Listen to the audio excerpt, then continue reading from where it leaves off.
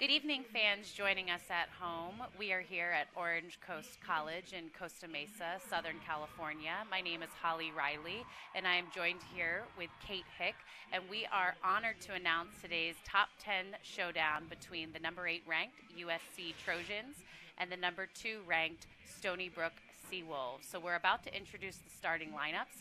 I will first start with the USC starters. In goal, we have number 3, Gussie Johns. Defensively, we have number 6, Jackie Gilbert, number 8, Natalie Byrne, number 9, Morgan Kuligowski. At attack, we have number 10, Gabby Klein, number 15, Hope Ann Hoot, number 22, Izzy McMahon, number 33, Maeve McMahon. At midfield, we have number 16, Kelsey Huff, number 19, Kerrigan Miller, and number 37, Kaylee Huff. Starting for Stony Brook, we have on defense, we have Carolyn Carrera. In midfield, number 3, Mackenzie Burns. In midfield again, number 4, Carly Janelli. In midfield as well, number 11, Samantha Desalvo. On attack, number 17, Kylie O'Miller. On attack as well, number 18, Courtney Murphy. On midfield, number 20, Tiffany Zulu. On attack, number 21, Taryn O'Miller. On midfield, number 24, Carrie McCarthy. On defense, number 25, Brooke Gabutu. I'm going to struggle with this one tonight, so be ready, people. Gubitosi. On midfield, number 30, Allie Kennedy. And in goal, number 31, Anna Tessarora. All right, so today's game brings the Seawolves and the Trojans together for the 4th time. Record here in the past is 1-2. USC winning 1 game, Stony Brook winning 2 of the previous games. This is also Stony Brook's opening game of the season, and after tonight's game, they will head north and play Stanford. For USC, this is their 2nd game of the season. They played Virginia Tech last week, came out with a win, a strong win, 11-5. So Kate, looking at Stony Brook, this is obviously a long trip for them to make out to play the Trojans. What do you think they're looking forward to tonight? I think basically, obviously, to get their season going. You know, the last time they've kind of played together as a team was a scrimmage against Florida in October. You got a big special welcome from Courtney Murphy. She had a tear in her ACL, out for the season in 2016. Played a little bit in that Florida scrimmage to get her feet wet, but she wanted to really be ready for this USC game. So I would see them just getting fired up. They have a huge schedule in front of them, going up to Denver, or going up to Stanford, then it's Denver, then number 9, Northwestern. They've got a lot of top 20 schools that they're going to be looking at, so I'm sure this is just about getting ready to start this season. Yeah, so, Stony Brook obviously coming out of last season, with a close loss at the end, and I think very much unfinished business. In an interview with Kim Hillier, who's their assistant coach, she clearly has high expectations for this team. We're going to take a moment to pause right now while we sing the national anthem. Can I get a chair? Can I get a chair? Darren, can I get a chair?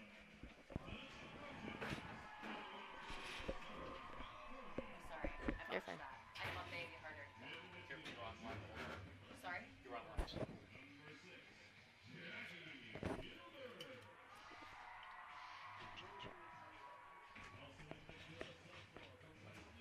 Chair. The chair. No. I want a chair.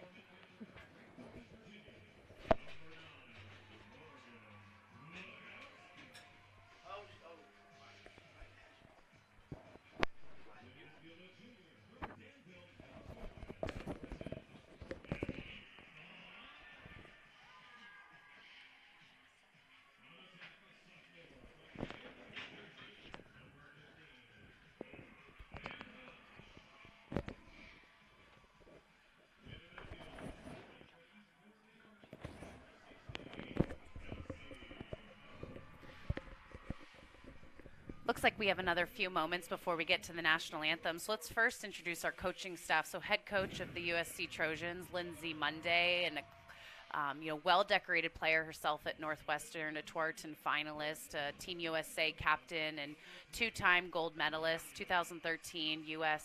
Lacrosse Player Person of the Year. Quite an honor. Under her, she has assistant coach Devin Wills, who has just as many accolades.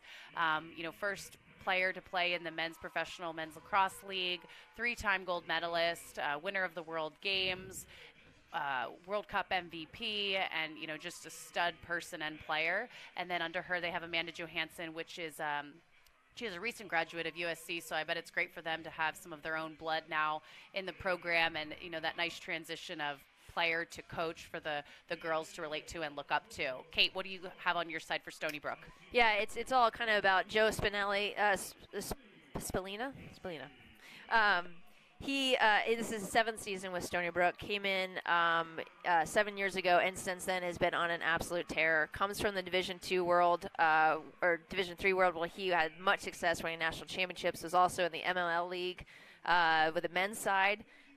He has been the most winning coach for Stony Brook with a 101-20 overall record, which is pretty incredible. 5 consecutive American East titles and 1 NCAA appearance. Coach of the Year, and here we are with our anthem.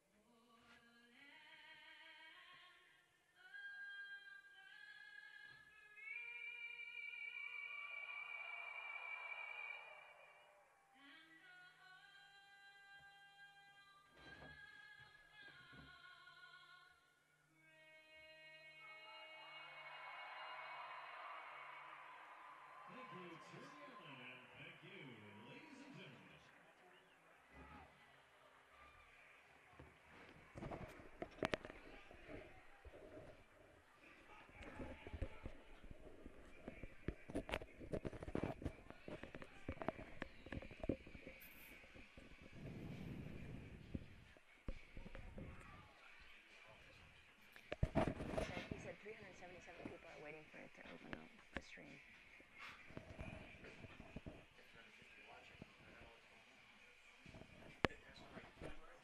Yeah. Fine. It says it's finally open. Yeah. It's good. No, I would do a reintroduction.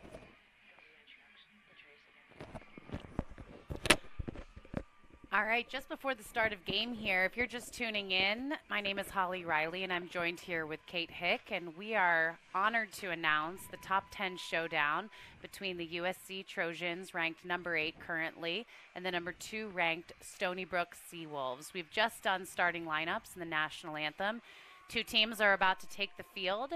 Kate, what do you think the thoughts are going through number 3, Gussie Johns, goalie for USC Trojans, going up against one of the, if not the top offense in the nation for the Stony Brook Seawolves? Yeah, I'm not a goalie, but I'm going to tell you, I'm going to be stressing about this game. You've got what they call on Stony Brook the 3 Long Island, right? The Long Island 3. This is a dominant New York team, first of all, Holly. There's literally 28 people on this roster from New York. Only 5 are not from New York. So this is a homespun team. But back to Gussie, you have 3 people on their attack. You have Kylie O'Miller, Taryn O'Miller, and Courtney Murphy. Together, all of them each have had 100 points or more. That's being goals and assists together. So you're looking at the 3rd national attack coming against Gussie. So Gussie, yeah, you better be ready for a lot of shots, a lot of trick shots, a lot of assists coming from these 3. Yeah, just watching their pregame practice yesterday. Stony Brook came into town on Wednesday, practiced yesterday on Thursday, and I was impressed and kind of shocked by the amount of stick work that a collegiate team was doing. We think that stick work is really, focused at the youth levels, but not at Stony Brook. And it was fancy, but it was a lot of stick work, and I can really understand, they put a lot of work and focus on that so that when they get out on the field here, they're able to execute under pressure and at speed. So let's take a look at what we have out on the field right now. We've got Stony Brook. It appears that they're lining up with an extra defender behind the restraining line. So you've got 12 girls on the field. They've got goalie. They're holding 5 behind the blue restraining line. The lines they're working with out there are baby blue. And then they've got 3 on their offensive end. USC has decided to hold 4 on each side. And in the draw at the middle here, we've got 3 girls. And what will happen on the whistle is that when the ball goes up, the girls will have to hold on the restraining line, similar to men's lacrosse, where players have to hold on the offensive box line. And then the 3 on each team in the center area will compete for the ball, and those girls on the restraining line are not released until possession of the ball is determined, and that is determined by a signal given by the referee. So here we are. We have a foul on the play. Ball has made possession. Holly, speak to USC. Holly, speak to what just happened, because that was a little bit different rule than what we've seen in normal girls lacrosse. Didn't seem to be a real stoppage with that foul. You want to talk to that a little bit? Right. So in NCAA lacrosse this year, you've got quick starts, which is pretty awesome. So essentially, you no longer have the stop and everybody freeze. Instead, the whistle blows, and at this level, girls are well aware of what fouls are called when the referee gives their signal. So it's a major or minor given by the signal of the referee. Girl with the ball takes it and just takes off. The girl on Stony Brook who fouled needs to recognize, was it a major or minor, go the appropriate distance away, and not play her for that 4 yards, whether it's to the side or she goes behind. It really increases the speed of the game, as you can see right there. In a normal game, you might lose 20 seconds or 15 seconds by that reset. So got USC here on attack. Let's speak a little bit about their attack. Who should we be kind of watching today? Oh, we got an offensive call on the USC player charging through 2 defenders. Charge on number 19, Kerrigan Miller. She's going to be, go-to look for USC. Now, that one having been in a scoring area, you notice it was not a quick start. So because it's in a scoring area, they do hold the ball, and ball carrier cannot quick start there. So go ahead here, Kate. USC clearing the ball upfield. Here we go. Oh, USC's got a nice little clear for that. Let's see if they can capitalize on this. Again, let's speak to the USC attackers. Who should we be watching out here, Holly, on the attack side? Got some transfers, some kind of exciting new players for USC. Yeah, definitely. So down on attack, 2 big transfers. USC graduating. You could argue maybe 65% of its attack last year, especially with Michaela Michael heading out. So 2 big transfers. You've number 2, 22, Izzy McMahon. She's heading in from Army, a starter, and then number 33, Maeve McMahon. No relation there. She's coming in from Harvard. So huge transfers, especially for USC when they lost so much of their attack. So obviously that's going to be, really help boost their attack. And then you've got Kerrigan Miller now stepping up and, sophomore, and hopefully she'll really rise to the occasion. So we got our first 8-meter on this goalie, Anna Tesaroro. She is a big-time goalie. Actually, according to Lacrosse Magazine, Stony Brook comes in with the #1 defense in the nation right now. And so you've got a junior there in goal. Last year she had a save percentage of 48%. Again, with the competition they're playing against, that's incredibly impressive. Only allowing up 7 goals per game against her. That speaks to their defense.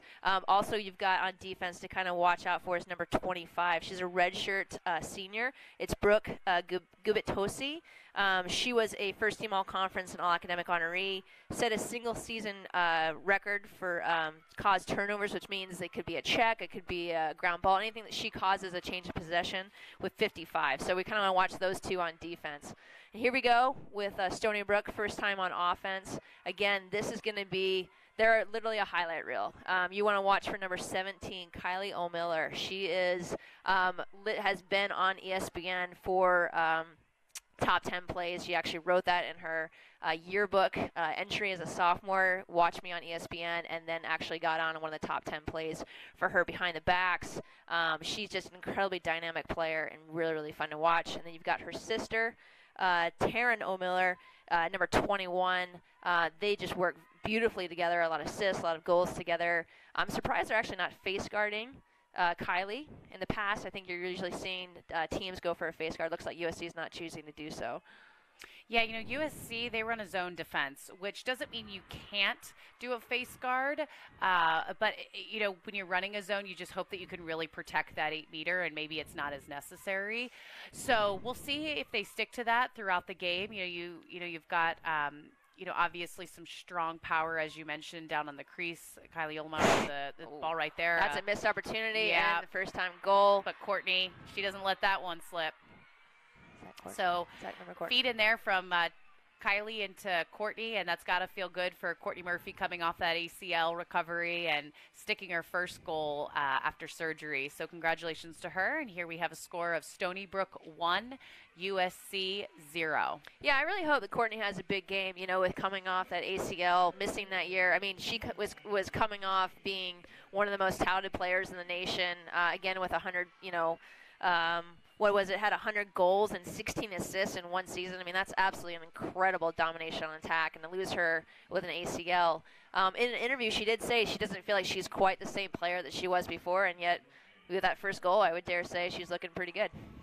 Yeah, I'm also interested to see when you have such strong attackers, how do they find their role? You sometimes on teams you have 1 or 2 go-tos, but when you have 3 or 4, how do they all feel like they are supporting and stepping up for their team without doing that selfishly? And, if Stony Brook can find a way to do that, it's going to be hard to stop them. So draw control there for Stony Brook. It looked like a cross-check. Yep, so Stony Brook ball. Looks like it was picked up there by number 20, Tiffany Zullo. Yeah, and speaking to that, how do you find, to share the love of sorts? Stony Brook averages 10 assists a game, so I think that there's a lot of love being spread on this offense. Kylie said basically when she's being face guarded, that's when Taryn, her sister, stepped up, and likewise with Courtney. So I think it's just basically, who's got the hot hand and who can play off each other. So for the USC defense, I mean, that is a tall order to take down 3 players. Yeah, so taking a look at that defense, you've got Lydia Sutton.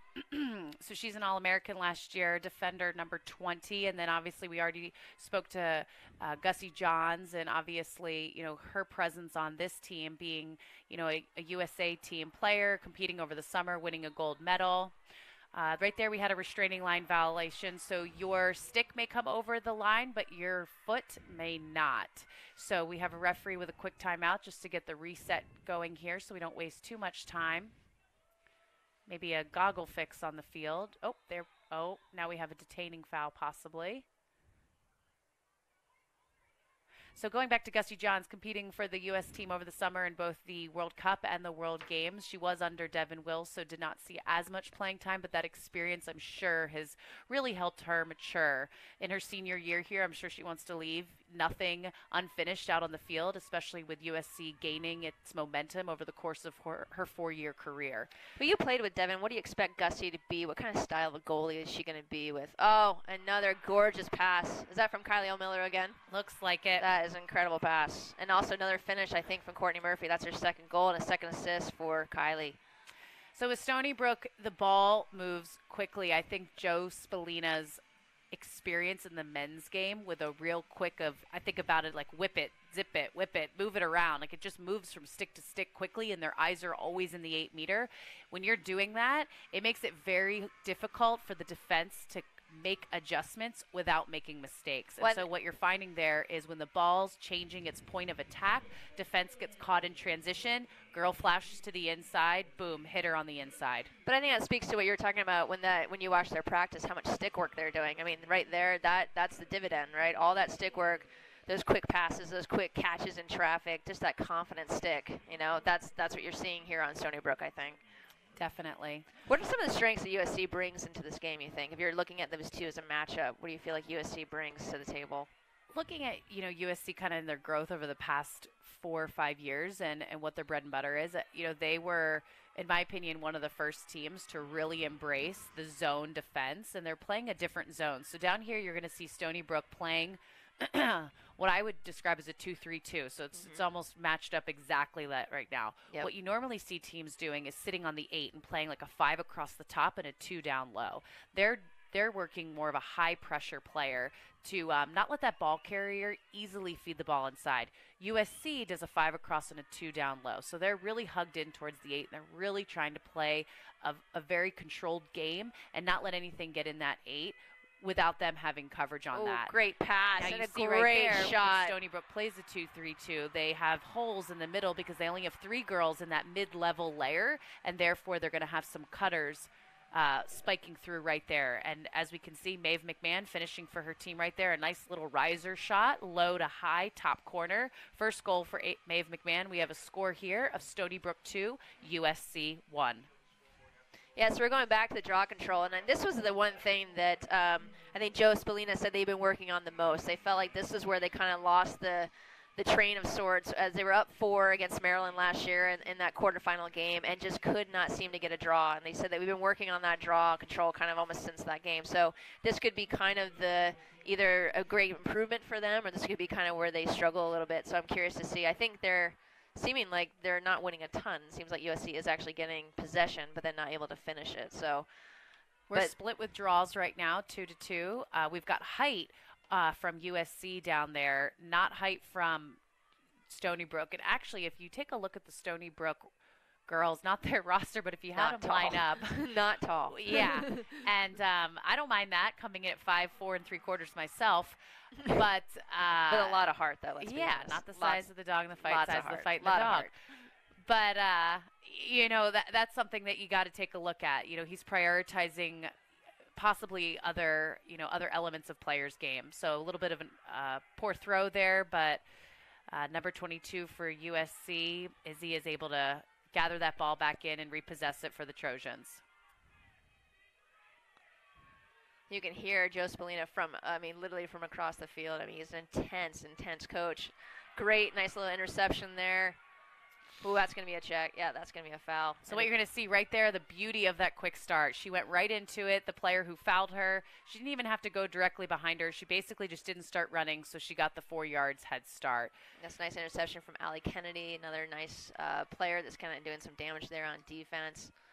Again, USC's got to stop this play. O'Miller's just right sitting in that corner looking like she's going to drive that crease, and then cutters are just backdooring these USC defenders. The last 2 goals have been basically the exact same play. So, and here they go. Looks like they're stepping out a little bit more. O'Miller, too. Kylie, number 17, probably a shoo-in for the Tewaaraton Ward. Some people feel like she might have been robbed last year. Just such an incredible player to watch. I know a lot of these kids probably sit in those stands, been watching her highlights from last year. I know myself had no idea who Stony Brook was until I started seeing these highlights of these players. She's really put this team on the map. One thing I'm observing on the team right now is that they're patient. Very few drop balls.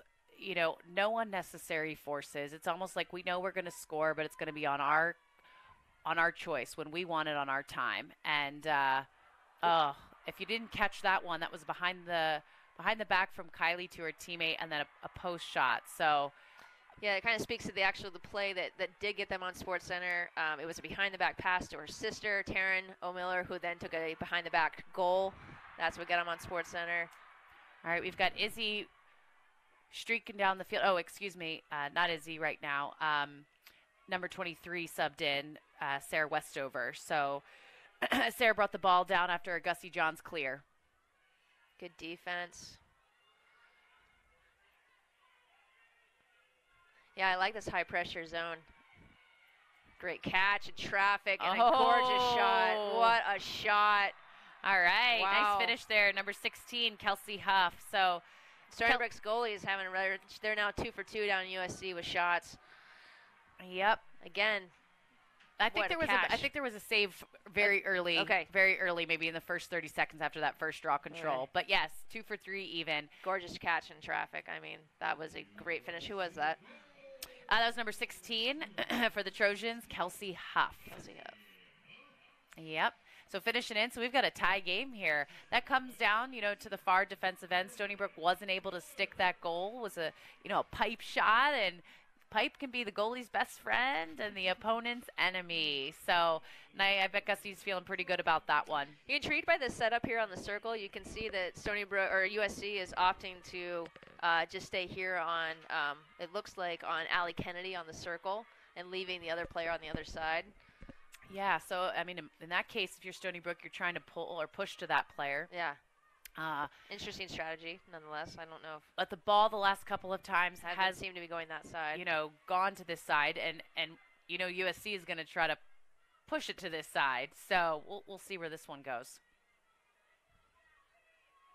In the stands on the far side, we have a nice showing here from the Orange County Lacrosse community. Very excited about this game. Obviously, USC is local up in Los Angeles, but it's nice to have a game right in our backyard here for one of the up-and-coming lacrosse communities. Draw control here for the Trojans. Number 6, Jackie Gilbert. Yeah, I just found out from one of our friends, David Upshaw. We got probably about 1,300 right now in the stands. So for USC, this is exciting. And 900 watching, so we thank you for supporting us. This is awesome. Yeah, we'll have to give a little shout out to all you Long Islanders back there. Don't be too upset that we're sitting here and although it's dark, I can't say sunny in 70. It's just dark in 70. It's just a brisk 64 degrees here in February, so sorry about that. But stay warm. Stay warm back there. Oh, tried a little quick stick there. Great save. Great awareness. Yeah, that ball was kind of pushed in there to Kaylee Huff, and she didn't really have much she could do with it, so she just kind of tried to swat at it like a baseball bat. We're going to look for a card here from USC. This is USC's second card of the game. Keep that in mind. They're obviously keeping track of cards over there. For yellow cards, they are playing man down now for 2 minutes. Just seems like their defense in the midfield are just stamping on their feet and letting the Stony Brook players just jam right into them. It's kind of a given that's going to be a foul. Here we go. Let's see if Stony Brook, what they seem to do. Looking to push this ball. Now, again, like Holly said, they're going to be a man up. So you're going to see 6 defenders down there and 7 attackers on Stony Brook. So this is, one of those scenarios where it actually helps to play a zone because when you're man down, you're going to go into a zone because you can't play man-to-man. So, they're basically just going to play their zone but cover a little bit more ground. Again, for those of you who maybe this is the first time you've watched a women's lacrosse game in a couple of years, you might notice also, I don't know if you can see it in the corner, there's an actual shot clock, and this is a new rule. They've got 90 seconds to score. Nice shot. And then with that, it's kind of like basketball. Then there's going to be a change of possession, and that's a different rule. These last couple of years, I think, has really made the game super exciting. Obviously, it's sped up the speed of it. Oh, a little bit of a weak pass there. Thrown a little low. Not a pass you can't handle, but a drop ball nonetheless. So USC is able to pick up that little ground ball there and give a little dump pass into Gussie Johns. Stony Brook, being man up, is going to send a player immediately to give Gussie some pressure. So she won't be able to just stand there and drown out the clock, but she's able to be athletic. And Kate, you asked earlier, and I don't think we ever got to it, what kind of play we'll see from Gussie, and it's going to be athletic, and she's going to be comfortable outside the goal. Having played with Dev and Gussie being coached by her, she's definitely going to be confident and comfortable outside the goal. Yeah, and speaking to that just recent turnover down there, I think another interesting stat for Stony Brook coming in as the third offense attack in the nation, number 1 defense, and yet number 3 in turnovers per game. They average from last year, of course, 13 turnovers per game. And I talked to Holly about that before the game. We both kind of maybe spoke to their taking chances on the attack side. But again, something to watch. Or could be a factor down the road. Yeah, definitely. I'm sure if you're Joe Spallini, you're looking at those numbers and you're saying, great, we're putting goals in, but how many times are we turning it over and giving up the opportunity? I'm sure, thinking about a game like Maryland last year or these top 10 games when everybody's, coming at you and you've got a target on your back when you're ranked number 2 in the country. So that's going to be another card for USC. Yeah, they're going stick happy. They're going for those heads. They're going for those bodies. They're leaving their imprint on these Stony Brook players. Yeah, I can see Devin and Lindsay over there, coaches not happy. And they're just saying, they're doing their hand motion, calm down. In a game like this, you're tied at 2. You're almost 12 minutes into the game, and now they've got their kind of wind under their sails a little bit. Obviously, USC are coming to this game, and it's a challenge, playing Stony Brook number 2. And knowing that you've lost a lot of your offense from last year, but you do need to stay calm, composed, and just kind of take one possession at a time here. They really put themselves at a disadvantage with multiple cards where you're man down. Let's see if the Trojan defense can step up again. Space though. No, nice shot. My goodness, great ball movement to just get the defense just head spinning in that. Really, really nice. That's goal from number 9. Let's see. Number 9 is Emma Schwait. Schwait, a senior on attack. Yeah, they were actually talking about her. They were kind of excited to see as a senior that she would emerge. This is one player they were kind of pointing out to kind of watch for. So hopefully for her, this is kind of the beginning of a new big senior year for her. Yeah, so what you saw up there with Kate calling the shooting space, if you're unfamiliar with that lacrosse rule, essentially take a look at the crease down around Gussie. I like to compare that to the ice cream cone and the ice cream on top. So the crease is the ice cream on top, and then the cone connects where the shooter is to the 2 sides of the crease from wherever she is. So it's constantly changing that space. If you're in that space and you are not within a stick's length of the ball carrier, you are in what's called her shooting space, and therefore you are blocking her shot to goal, and it should be a free position shot. What I saw some defenders trying to get their bodies out of the way and leading their sticks. Yeah. It was a no call, which was probably a good call. And then, Courtney was able to finish. Emma was able to finish on goal. Yeah, you have to forgive me. I come from high school, so of course everything is shooting space here in Orange County. So just a little disclaimer. So I apologize for the quick call. Stony Brook needs this draw. USC is doing a fantastic job on the draw control if they can come up with this one. And there we go. Number 6 has got another one. Number 6 on USC. I think she might be 6'1". Is that right? I think yeah. Super Jackie tall. Gilbert's got she's got 4 draw controls right now. She takes the draws, but she's actually a defender. So talk to who USC lost on that draw control. I mean, this was probably the biggest loss with the draw control and with USC's player, the graduation of. Yeah, so last year, losing Michaela Michael, she was a 2017 first team All-American, leads a number of the stat categories for USC. Yeah, USC is going to get caught for a dangerous shot, try to scoop it, ended up that ball into one of the Stony Brook's players. Cannot shoot the ball through a player, so that's going to be a dangerous shot and an automatic card. So USC, again, with another card. That's going to be, was that the 3rd card? Already? I believe that's the fourth card. Fourth card already. That's the 4th card. Yeah. Yes. And again, I think it speaks to what you were just saying, how Devin and Lindsay are saying, calm down. To me, that just seems like a rush shot. It seems like we're trying to out-trick each other as opposed to just making a calm attack. And that's the inexperience coming through right now on this team. You've got a lot of underclassmen. You have transfers. You graduated a veteran attack last year. You graduated Michaela Michael, who was really, the foundation for USC, the team, yeah. For the Trojans. And so you just have inexperience out there and some nerves, even though they had a win against Virginia Tech last week. A 10-5 win, you didn't feel the nerves probably quite as much in a game as opposed to a game like this. Now we're going to be, are we at 1? We're at 5. Are we at 5? Nope, we've got 6 back so 6 in. by They 7. basically got a card just as they're getting even. Yes. Incredible. That Stony Brook has got to capitalize on these opportunities. When you're a man down or man up like this should be goal time for these guys. Yep, so they're moving the ball around up high. Something fun to mention about Stony Brook, too, for those you might not know, is that the Final Four is actually going to be played at Stony Brook. So if Stony Brook is able to get to that Final Four, get to that final game, they're going to have a home field for that game.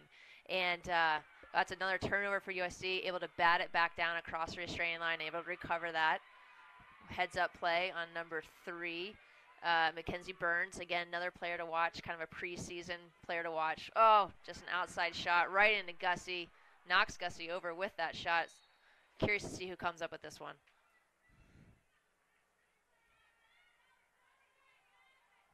I think Gussie is claiming she might have got knocked over for that one. It looks like it's going to be Stony Brook's ball.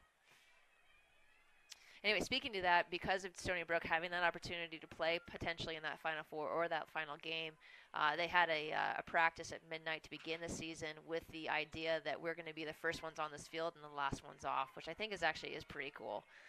It'd be pretty exciting to see Stony Brook get that opportunity. Definitely, and that kind of attitude, they exude that, and they're proud of that. Again, talking to Kim Hillier, one of their assistant coaches. What a great fake up. Gussie bites and a nice little shot right around her. Gorgeous crease play right now by Stony Brook. Stony Brook is just making USC worry about them all day on that crease, and some gorgeous cutters just following those people. Yeah, you talk about Gussie biting for that. She comes out high, and she just got pulled up. She pulled up before the shot was released, and they were able to sneak it right around her. Talking about that attitude, this quick timeout that we have, Kim Hillier, assistant coach for the Seawolves, is talking about, this blue-collar mentality that they have, and they really hang their hat on that day in and day out. And the girls are proud of that. They're proud of their work ethic, and they're proud of this edge that, they've really worked for the past, 2-3 years, that they've really developed this team. I think it's unique that you have a team that is the majority from one part of the lacrosse community, and there's a lot of those girls from Long Island. Think about when they play at home, how many kids go to watch people that they grew up maybe coached by or even playing with, and how many family members that they get to come and watch them. So they're playing for more than just that ring on their finger. They're playing for their whole, community and the region that they represent, and so they're proud of that. That's where Joe Spallina's from. I mean, and he spoke to how recruiting that. He's like, listen, we don't have the top recruits in the nation, right?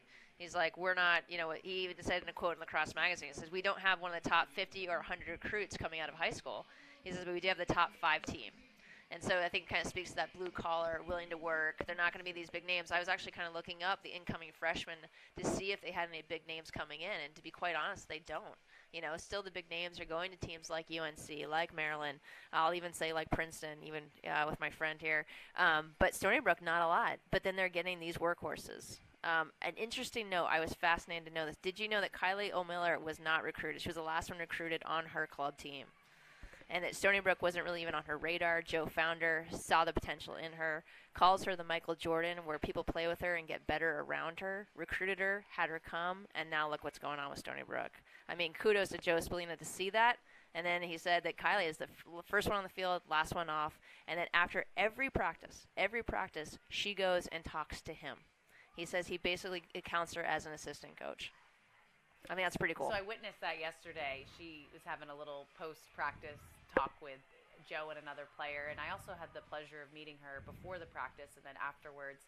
She couldn't have been more happy to take a couple of pictures with some local high school girls, and I think observing some of their awkwardness, assertively introduced herself, asked them about the school that they were interested in, and it was really great to see her, paying that love forward. Yeah, no, I think she, like I said, I mean, her highlights last year, when you follow her on Instagram or, look just women's lacrosse on Instagram, I mean, she is a baller. That's the only way I can describe her. She plays like a guy. Her teammates will say she plays like a guy. Oh, a much-needed draw control for Stony Brook. Very nice on Allie Kennedy, number 30, coming up with that. Let's see if, again, they can capitalize on this. We got a score of 2-4. We're about halfway done with the first half. I feel like the next 5 minutes are really critical in this game. Can USC hold them right now and really, kind of stomach this or weather this little storm of cards that they've gone through? We are even now, so we're back to 7v7, but this is a really critical defense. Yeah, this should be fun for USC to actually be even on defense. I think this might be the first time in a couple of minutes they've actually got everybody there. Oh, another great opportunity to come around that crease. That crease play of Stony Brook is super fun to watch. Just a lot of reactions off ball. And I think that's the one thing that's so fun about college is that everyone is no one's standing. Everyone's reacting, right? Someone's driving in, drawing attention, and then backdooring or cutting or all that kind of stuff. It's just such a dynamic offense to watch at the college level. Yeah, yesterday listening to Joe. Great pass. With the practice, he was talking about, if you can't do it behind the back, you can't play offense. If you can't move the ball quickly, you can't play offense. If your elbows aren't up, it's not good enough. And so, clearly there are expectations to, being a good attacker. If you can't do it, we're just not going to be good enough. And, I loved that attitude and that just expectation, setting the bar high, and the girls will raise their game. It's just, you're threading the needle there. I honestly wasn't even sure which girl she was going to feed that into. And there were two cutters sliding through the middle of the 8. She hit the second one. And we've got hat trick for Courtney Murphy. When, again, I read that quote saying she didn't feel like she was the same player that she was back with that 100-goal season. And telling you, she looks great on these cuts. And these finishes are fantastic. She might be 3 for 3. Yeah, nice little quick stick inside there for Gussie. She needs a quicker step. She needs to, make the move from left to right as that ball gets fed inside. But that's also a really tough save to make. So well, and you said thread the needle. Some of those passes, I feel like defense is literally on her body, on her hip, like they're playing great defense. Maybe a little bit more stick in the pass lane, that. But regardless, these feeds, these assists. This is a team again. They're averaging 10 assists a game. This is not just a one attack, 1v1, driving in, forcing the ball. This is, again, drawing a lot of attention and dumping, That's a hard defense to maintain. If you think about the best way to prepare your goalie for the, opponents, why you do a scout offense. And, the scout offense here is the USC players. USC comes up again with another draw control. Yep. Got number 33. Number 33 for USC, Maeve McMahon. So that's the transfer in from Harvard. She's only going to be a one-year transfer, right? She's a graduate student. Yeah, she's a graduate assistant, so she'll only be here for 1 year. But clearly they want to make an investment in her. She's bringing a lot to their game. She's got, 4 years of experience at Harvard. So obviously some, maturity there on a young team. Yeah, I hope that USC, if I'm USC right now, I want a patient attack down here. It's been so much on Stony Brook on that side of the field that I would want to say, and as cliche as it sounds, but to find the right shot, right? Move that ball around, get that defense moving a little bit, look inside, pop it back out, Again, it's just kind of going ping pong back and forth on one side. I want to see that ball move around a little bit more. So you have a USC attacker flashing on the inside, and you might think, well, why don't they just feed that girl in there? Honestly, I think Stony Brook is baiting them. They almost want them to feed that girl, and then they're all going to crash in on her, try to go for a block pass or, a quick check. And there we go.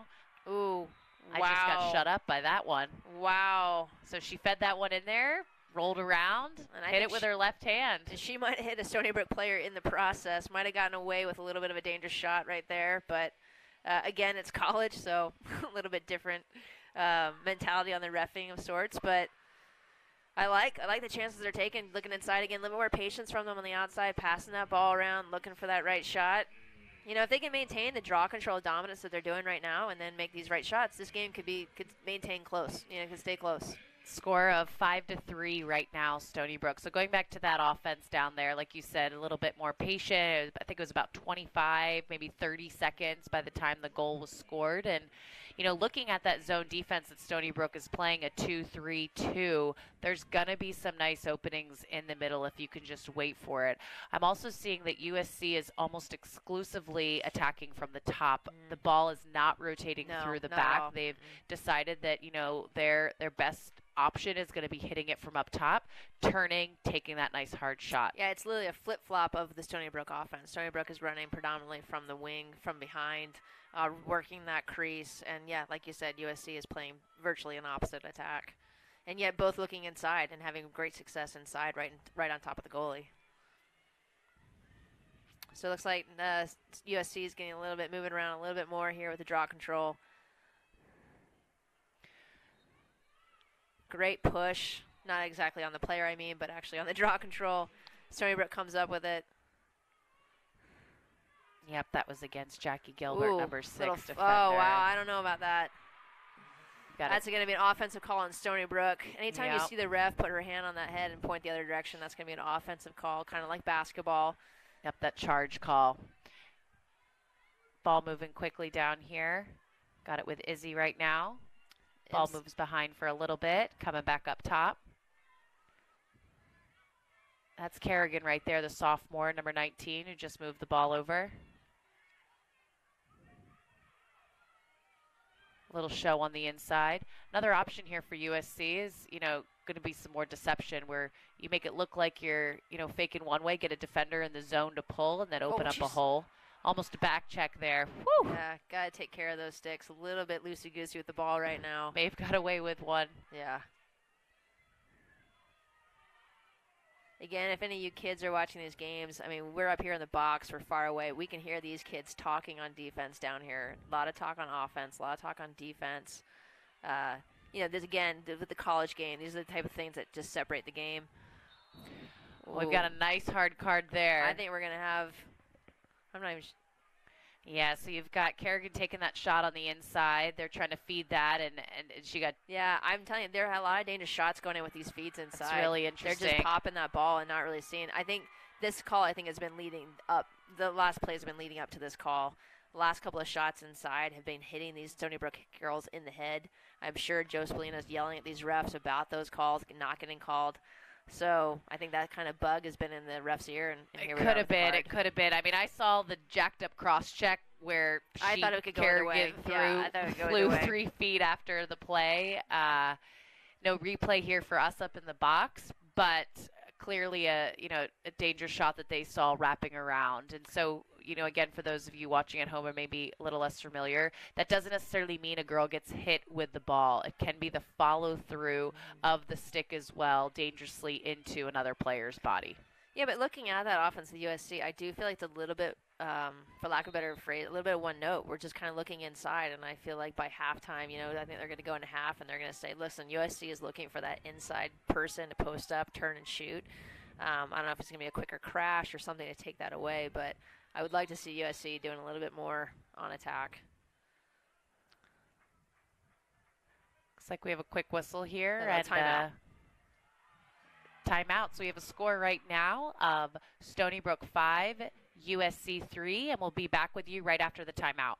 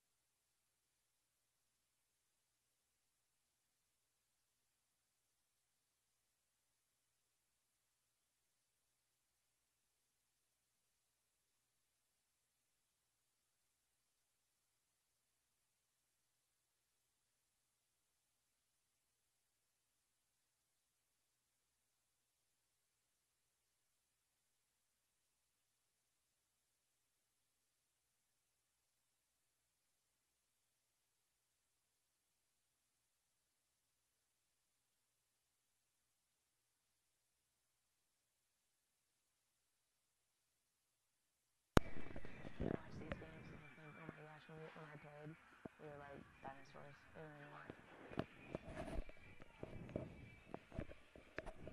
All right, we're back coming off that timeout. Stony Brook has called. Curious if they're going to be running a particular play, or was there a reason why they wanted to call that timeout? So excited to see what Stony Brook puts together after this timeout. And I bet you USC is, grateful to have a couple minute, moments right there to catch up with their team, really get their defense in line. And, they're down with still that card right now. So they're playing this 6-person zone.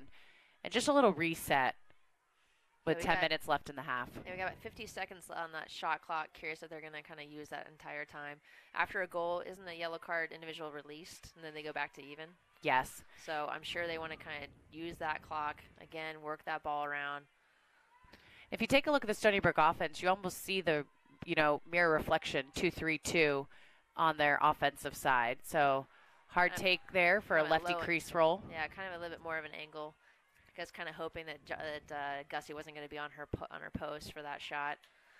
The shot from Kylie O'Miller. Yeah, Kylie coming up around that crease too. She's so lethal as a feeder and as a shooter. You don't know sometimes, and so she can catch you off guard. That's great nice offside hip save. Yeah, from great save Gussie right there. And walking up field now. She'll probably take a couple moments. Not too long though, because again they're down players with a card. So she'll use the crease a little bit to play a little catch me if you can, and try to wait this out a little bit until she has an open player. Again, once there's a change of possession, the shot clock is going to restart. So as she's standing there, she is taking time away from their possession. They do have 60 seconds on that shot clock.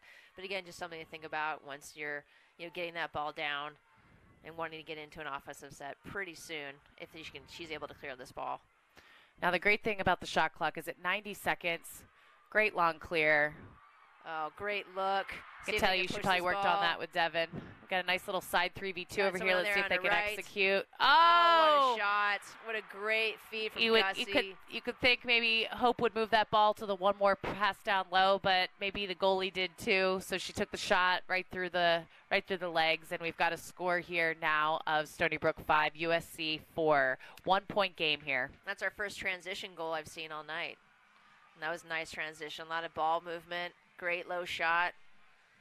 Yeah, that all came off of a midfield sub. So because USC was down, you had a sub coming in from the far side in the box. So she hit, the ground running as soon as she was released. Gussie hit her, not quite on the run, but she tried to lead her into it, and then she kept the ball moving. So, right there you see how important it is to keep that ball moving, and the defense just couldn't get back. Great finish. Yeah, let's see if USC can make a run here. We've got less than 9 minutes left here in the first half.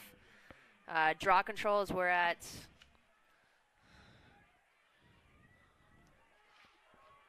I would say USC, I think, has got the jump on the draw control still. Yeah, we'll see here if Jackie can continue to find success for her team. Draw controls are going to be critical. Like any game, possession is key. Are you surprised how close it is? Did you feel like there was going to be kind of a clear dominance? Here we go. Stony Brook gets that draw control. This could be a nice little transition goal. Looking to push here, Allie Kennedy. The other thing that was, great yesterday watching the stick work routine with Stony Brook, it's catch, fake, pass. There's fakes in so many of their, passing sequences. I would say that's a lot from the guys' game, too. I feel like a lot of their sticks looks like very reminiscent of kind of a guys' game, guys' stick. Again, Joe Spalina coming from the guys' game. Kylie O'Miller said that she studies the guys' game a lot. Definitely the guys' game is infiltrating our game way more. I'm a Dinosaur, played back in the 90s before they even had goals and cars and telephones. But it's interesting to watch how much the guys' game is becoming into the women's game. You might have some people argue, well, it's the girls' game, it's guys' game, they're two different games, and, we don't want that.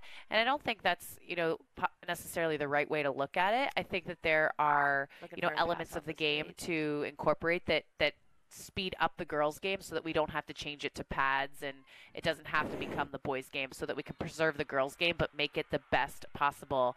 Speaking from experience and playing with, the quick start and some of these other newer rules that have been brought over from first the boys' game, it just makes it more fun. And, we want girls to want to play the game all over the country.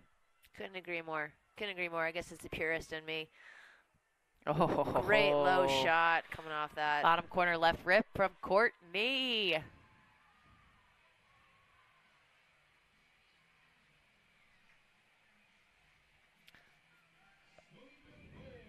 Yeah, that's Courtney Murphy's 4th goal. So I'd say Yeah. she's say feeling she's back. pretty good. I would dare say she's back. Yeah, I think she's doing well.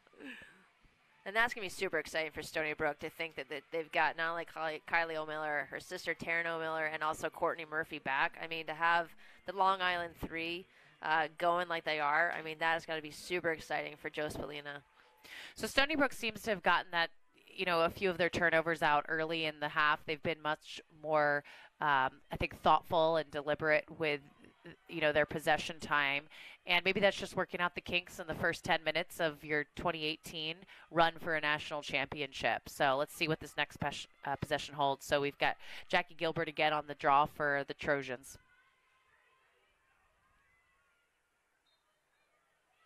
Nice box out from number 6 on USC. Great draw control. That was literally textbook. Jackie's fifth draw control of the game.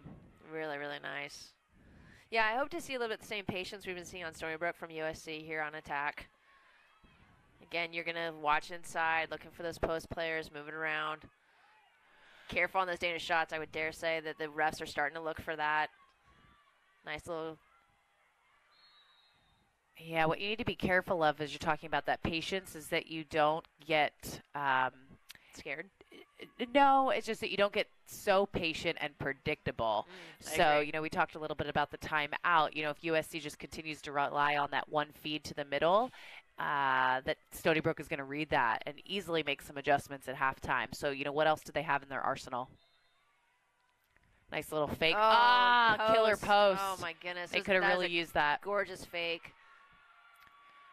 Nice push of this ball from Allie Kennedy, taking that pressure with confidence. Getting down here. This could be Leo. Nice little cut inside. Great save by Gussie. Great save by Gussie. She came out high on that one, and it paid off. Nice. Very nice. I like seeing Stony Brook push this ball, kind of push USC around a little bit, then get back into a settled, nice, relaxed attack. So you see Gussie kind of playing top part of the crease when the ball's behind, no longer there, but she's really looking to, throw her stick up and hopefully get some interceptions in there because she knows they like to feed that ball to the middle of the 8-meter. Definitely a team that relies on those assists and feeds on the inside. I would say that's got to be. Oh, wow, man. I feel like that could have been an offensive call. Backed her back into those she defenders. backed in and looked like she was hiding, keeping her stick within the bubble. Yeah. Free position shot here. Big stop for Gussie. Let's see if she's got it. Another post. Another nice shot. Great follow. So that went off the right post, rebounded out, and Stony Brook was able to, gather up the little garbage ground ball right around the front and trying to get finish a number it there. cage. Is that Desalvo? That might be. Is that number 11? Yes. Samantha Desalvo. First goal of the game. Great heads-up play. Unlucky for Gussie. That post comes out right there in the right position. Quick release on that Stony Brook shot. Caught that and released it right away. I would say that Kate and I are impartial up here, but I'm definitely always rooting for an underdog. So if it sounds like we're hoping Gussie makes a save or two here, we just want a nice, good game for the hometown crowd. Couldn't agree more. Couldn't agree more. Yeah, no, I think I'm actually really impressed how USC is coming. The score might necessarily reflect that, being a 4-7 score, but I think I kind of enjoy the Cards to a certain extent. I think USC is coming out here and saying we're not afraid of you. We're not afraid of your big attack. We're not afraid that you've come all across. You're in our hometown, and we're going to kind of knock you around. So, no, definitely not cheering for USC, but I'm impressed that they're not backing down. So this past week, Gussie was the Pac-12's first ever Defensive Player of the Week. So this year is the inaugural year of the Pac-12. For Stony Brook. Yep, number 6 again. Sorry. For the Trojans. For the there we are, Jackie. Yep. 6 for number 6. So this is the first year for the Pac-12. USC previously played in the Mountain Pacific Sports Federation Conference, and now we have a Pac-12. So who's going to be their biggest competition? Cal, ASU. Stanford's always going to be, top competition, and actually the fact that USC has now, come on the national stage and really overtaken Stanford as the West Coast powerhouse. So, yes, congratulations to Gussie for being the first ever Defensive Player of the Week. That's awesome. Good ball movement going on right now. Whoa, not sure what that was. I like to see the skip passes here, a little bit more dynamic from USC. Definitely. You're definitely seeing movement with the more. ball. Yeah, a lot better, a lot less predictable, as you were saying, kind of moving that ball, driving that crease, looking for cutters, pumping that stick, ball staying hot. I like what USC is putting together right here.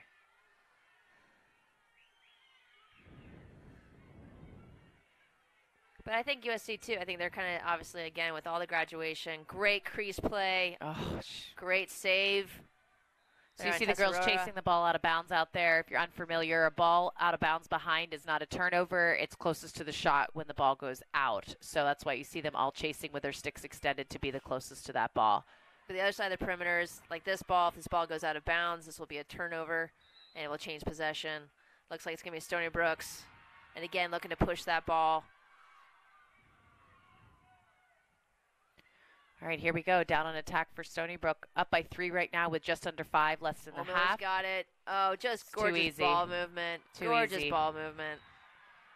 So caught the USC defense in transition right there, which they really shouldn't have been down, but because the Stony Brook defender busted upfield with the ball so quickly, they ended up catching themselves in a shift, and so they shifted ball side, leaving backside crease open, and a nice little fake high bounce between the legs low was too tough for Gussie. We have a score now of Stony Brook 8, USC 4.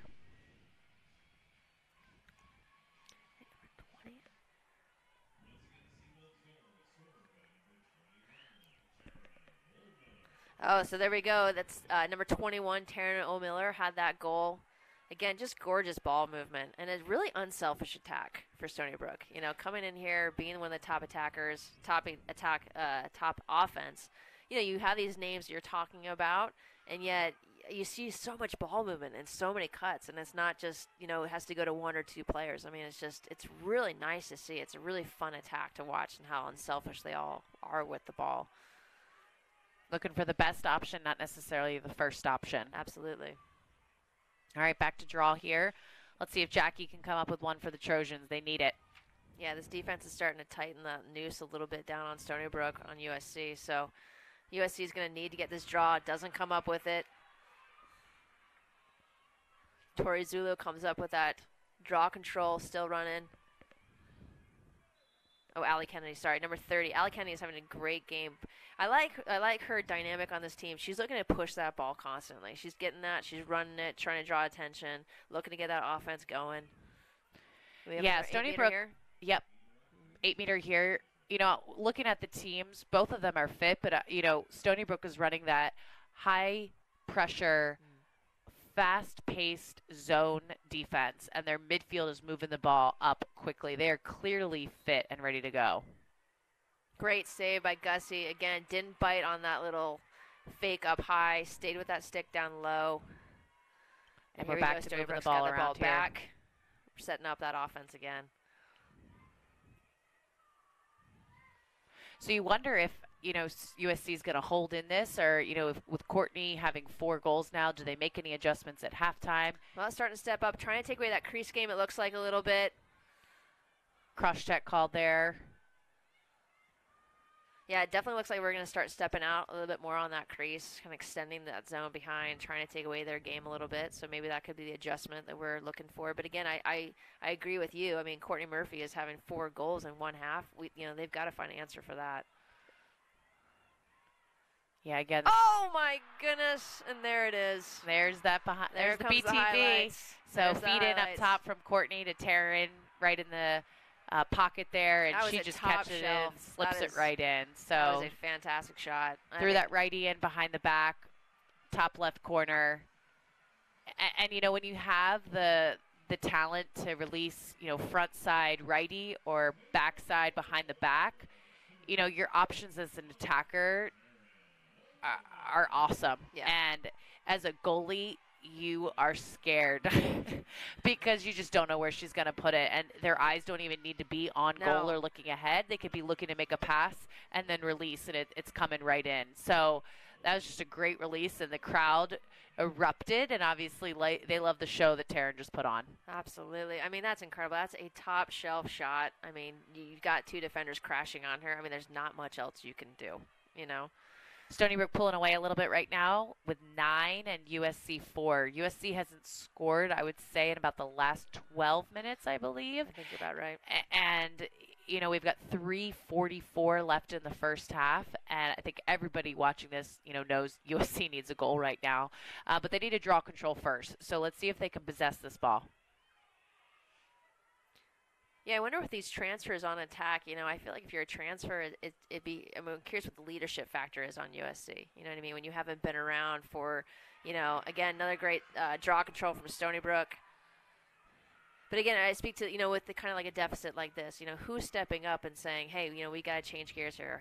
Give me the ball. Let me try to take over.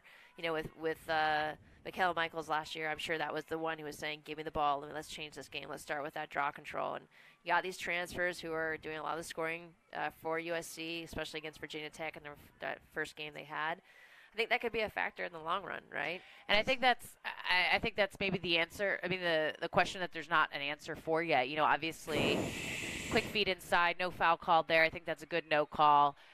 Just people fighting for the ball. But for USC, your leadership is defense down here. You've got Gussie in goal, Lydia on defense. So offensively, where is that voice? And as a transfer in, it might be hard to slide in by game 2 and figure that out. So obviously, they're still figuring that out, and this is the first true test for them.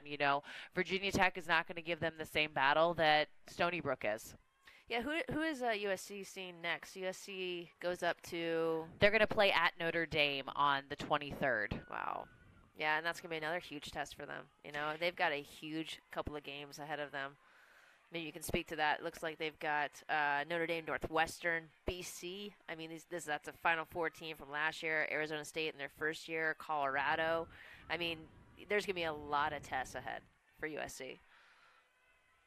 Yeah, and for them, solidifying their dominance on the West Coast, that's great and exciting, but that's not enough. You've got Monday and Lindsay Monday over there from Northwestern. She's got a couple national championships. You've got Devin, who went to a national championship and barely lost. And they're competitors. They're winners. They want to win a national championship. Yeah, USC again looking for those inside cutters, having just kind of some loose ball handling down there. Unfortunate for them. Gussie steps out nice for that little pass down there, taking away Taryn O'Miller coming around that crease. That's a heads-up play on defense for Gussie. Yeah, you really need her down there to be that extra defender right now. It is actually a 7v8 down, their defensive end here, and she's going to need to start stepping out. You're talking about leadership, and, you're going to need those spark plays right now. 1:26 left in the first half. Yeah, for USC, I mean, it's still looking in for these cutters, and they're just, they got to start finishing these. They got to start catching these passes, first of all, and second of all, got to finish these shots. I mean, that's an obvious statement, but if they're going to run that attack over and over again, they got to start capitalizing on these. Right now, it looks like Stony Brook might be trying to go for closest to last shot, possibly. Got 30 seconds on that shot clock. 30-second difference between the time clock and the shot clock. Oh, nice little slice through.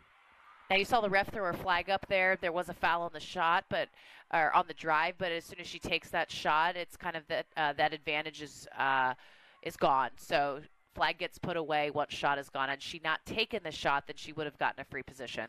We're at 35 seconds left here in the half. If I'm USC, I've got to get a goal going into halftime. Got to get chipping away at this deficit right here. Yeah, plenty of time here too. 25 seconds. So you don't want to go too soon. Wait for that good opportunity. But if it presents itself, they definitely want to take advantage of it. They've got 3 in the 8 right now, 4 in the 8 right now, pulling out a little bit. Looked a little crowded to me. All right, there you go. That's a great cut. That's a disappointment if they can't come up with that ball. It's a bad feed. These are the opportunities you see USC having. There we Might go. Be able to get it. Come with the ground ball, and time is over. Halftime score here: Stony Brook 9, USC 4. We're going to take a little 7-minute break here. We got a little fun 5th grade matchup on the field. LA and Orange County playing against each other. We're going to take a break, and we'll be right back.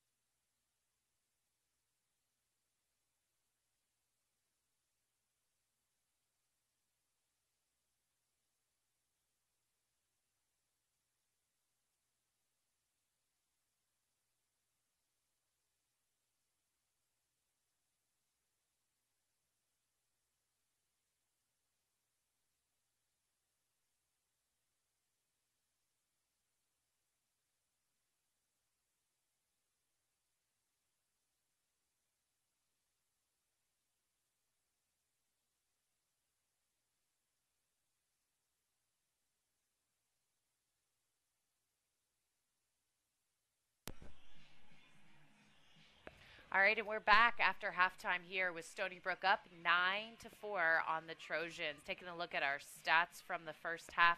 Kate, what do you see from Stony Brook? I mean, I see Courtney Murphy. That's who I see. I see her with 5 shots, 4 goals, 2 assists.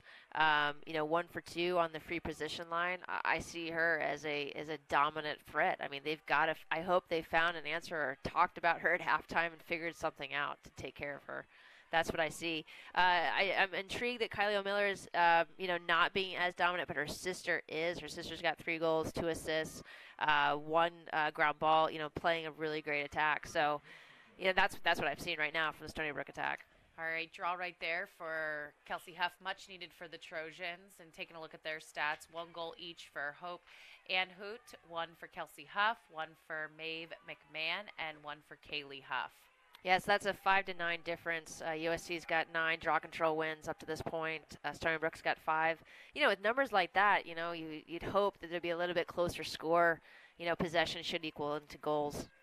Right, and very close to the turnover category as well. First half, Stony Brook with 4, USC with 5. Yeah, I'm intrigued too. You've got a lot of players out there from USC with yellow cards in their pockets. Got an offensive call there on USC. Not a great possession to start off with the second half. With you got a yellow card, again, they get a second yellow card. They're out for the game. Am I right in thinking that? Holly? Yes. Sorry, I'm looking at the foul right now on Maeve McMahon. She's hustling back in. She, again, is that transfer. And we were, talking about leadership for players out on USC right now. Stony Brook coming down hard. Yeah, so again, like I was saying, with these yellow cards, you've got a couple of players on USC with yellow cards. That makes you play a little bit more tense, kind of like playing with 4 fouls. On basketball, where you kind of like, can you really go for it? Can you do certain things? So I think, that's going to be a factor going to the second half. Definitely. Stony Brook down with the ball here, moving it around the arc, working it from both behind and up top. And I think that just makes, it's a 2-dimensional attack there when you're working it from both behind and up top, making making them work. So speaking of Kylie O'Miller. Eating my words right there, saying there she appears, right? So streaking through with that left hand there. Yeah, I think that is her, let's see. That's her 3rd shot of the game, 1st goal for the game. Really nice give and go there, looking to pass and then cut, looking to hit her, great finish. Yeah, I don't want to give away all Stony Brook's secrets, but, they work to finish shots. Just taking a look yesterday, at practice, shooting is a priority, and they were lighting it up. And right now they're 10 of 20, which is only a 50% shooting accuracy or shooting percentage. But you've got better defenses and better goalies, and if you're shooting closer to 55, 60, that's high. And so obviously top priority for them to be sharpshooters down there on attack. So Kylie's on the board officially now. Back to draw, we've got girls on the circle, kind of floating around everywhere. There has not been consistency on the draw right now, except that Jackie Gilbert has been winning it for USC, but that's because the ball's been kind of bopping around all over the place, and, she's just been fighting for it. So she's got height over Stony Brook, but, I haven't seen necessarily the control of the ball. No, it's intriguing. With her height, you're not seeing her use that height. If you're going to see a really tall one, you're going to typically see them try to draw it to themselves, a little snap out of the air. Instead, it seems like she's really pushing that ball, trying to kind of more place it, as opposed to using the height difference, which I'm a little surprised by. Yeah, the self-draw in women's lacrosse is, you can liken it almost now to the FOGO in men's lacrosse, that, you have draw specialists and girls are recruited for that skill. So great opportunity there. USC wasn't able to connect the pass. See if they can battle for the ground ball. Great fight there by number, 16, Kelsey Huff. Yeah, they're get that hustle play there. They're getting a lot of open people in the middle, I think, like for 1-2 seconds. And again, you can maybe speak to they're trying to bait that pass inside, but I think they're missing some opportunities. Obviously, some errant passes isn't going to help USC's chances, but, again, if they can start getting the chemistry of this new offense and finding those people inside and making those right passes, this USC offense could open up. Definitely. I think that, again, it goes back to the inexperience. We've got a lot of players out here that just don't have the game experience, and they're learning right now when they're out there. And so the passes are a little late or they're a little early. We also haven't seen right now junior number 10, Gabby Klein. Not a lot of power out of her yet. I know they're looking for her to really step up. So she could be another one of those players that, really tries to, make the difference here. So an unfortunate turnover there for USC. USC's down right now 10-4. And so obviously, they're feeling that pressure a little bit. And we've got a fast break here on the other side. No one picks her up, goes right in. That's a hard foul. Yeah, a lot of girls going down today. Yeah, that defense just kind of let her just kind of slice through. Someone's got to step up and slow that ball down. Got a nice top hash, 8-meter. Coming out of Emma Schwait again. Big test here for Gussie. Gussie needs a big stop here. Get that ball on the other side of the field. And a great finish. So off the right side there on the opposite post from where we are right now.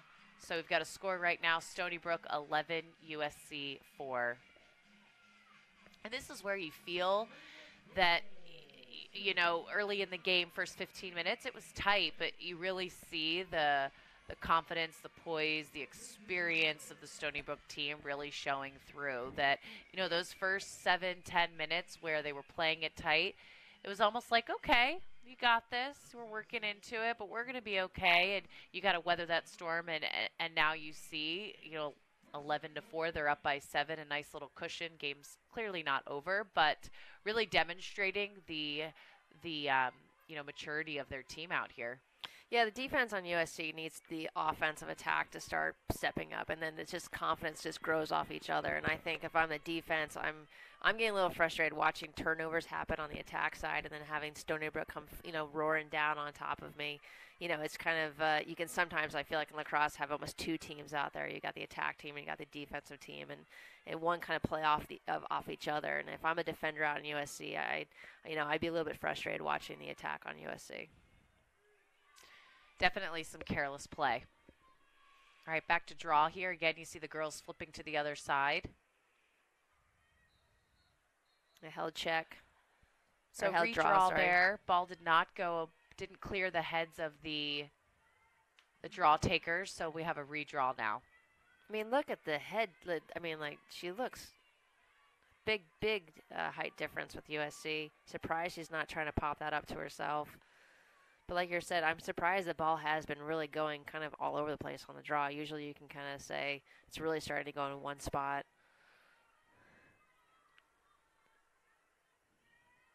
So again, you have USC looking like they're man up on their offensive side, but what's really happening is Stony Brook is holding 2 extra players and not matching at the restraining line. Goes straight up. Great snag out of Stony Brook. That's going to be a nice draw control for her. That's just a tough play, coming up, snagging that, getting slammed down. Yep, for number 24, Carrie McCarthy. Yeah, we got a difference now of 6-10 on the draw controls. Stony Brook still in that deficit again. That was kind of the game difference against them in Maryland in the quarterfinals, something they were going to focus on this year, trying to find an answer on that draw control. Yeah, last year, Zoe Stukenberg for Maryland taking the draws, ultimately winning the Tewaaraton, and that might have been that deciding factor between her and Kylie winning that. Oh, nice try on that. Touch by Jackie. Wasn't able to rein that ball in though. Playing nice hard crease defense down there. Much more physical game if you're used to watching the high school level. A lot of these contact plays would not have been called. That's a great no call right there. Yeah. Offensive player comes in, defensive player makes a stop. They both kind of bounce off of each other. Neither one pushes the other one, and you just let play on. I'd like to see kind of like that from USC, where, again, cutters are coming off the crease as opposed to just cutters in the middle for their attack. A lot of ball movement and then a lot of cutters coming off that crease for Stony Brook. Not a lot of trouble clearing the ball for either team today. So, teams are playing a man-to-man ride and not putting heavy pressure on the goalie unless they've been down a player for a card. So, don't know if that's, strategy just to, play a little catch-up, recover. Nice Oh, pass. little feed inside, not able to handle the ball. Again, as you were talking about, Kate, just some missed opportunities, too many drop passes. Yeah, they're getting some really great looks. I mean, that was a gorgeous cut, a little slice through, a little give and go. I mean, these are the type of things we've got to catch and we got to finish on. Again, Stony Brook is doing a good job though of showing that in the middle. Looks like it's open, and then a nice crash inside on that attacker inside. So I think Stony Brook's defense is looking kind of like it's been touted as one of the #1 defense in the nation. I think they're doing a great job. Ah, there's the look. And as I speak. So it's great. They caught her on the backside. So because Stony Brook defense floods the ball side, you're going to catch the open girl on the backside or opposite diagonal. So, if you can hit it without getting a knockdown, which is what's been happening, Stony Brook's been able to use their sticks for a few knockdowns, then you're going to get a great open look there. So great finish by number 37, Kaylee Huff. We have a score now, Stony Brook 11, USC 5. Much needed goal. 24-21 left in the second half. That goal started off by a defensive stop down on the Trojan end, so obviously they're really trying to step up here. Stony Brook is an offensive powerhouse. They're going to put, 15, maybe 20 goals up. If you can hold them 12, 14, 15, you've done a good job. Not quite enough, but you've done a good job, and you just hope your offense can really step up. Yeah, USC's got a tough job against the Stony Brook goalie, Anna Tessarora. She had an average of only allowing 7 goals per game. They're right here at 5. You got a little bit of wall you got to get through there. But I like that last offensive set. A lot of great ball movement and just getting the right pass, and they can make these finishes. This game could get a little bit closer. Yeah, that offense shows the potential of USC. It wasn't pretty. I think there were actually 3 dropped or bobbled passes before the final pass into the 8-meter, but they're willing to fight on, I guess, and they're not going to let this one go right now. There's plenty of time left, just over 24 minutes, winning that draw control again, Jackie Gilbert. 8 draw controls on the game right now.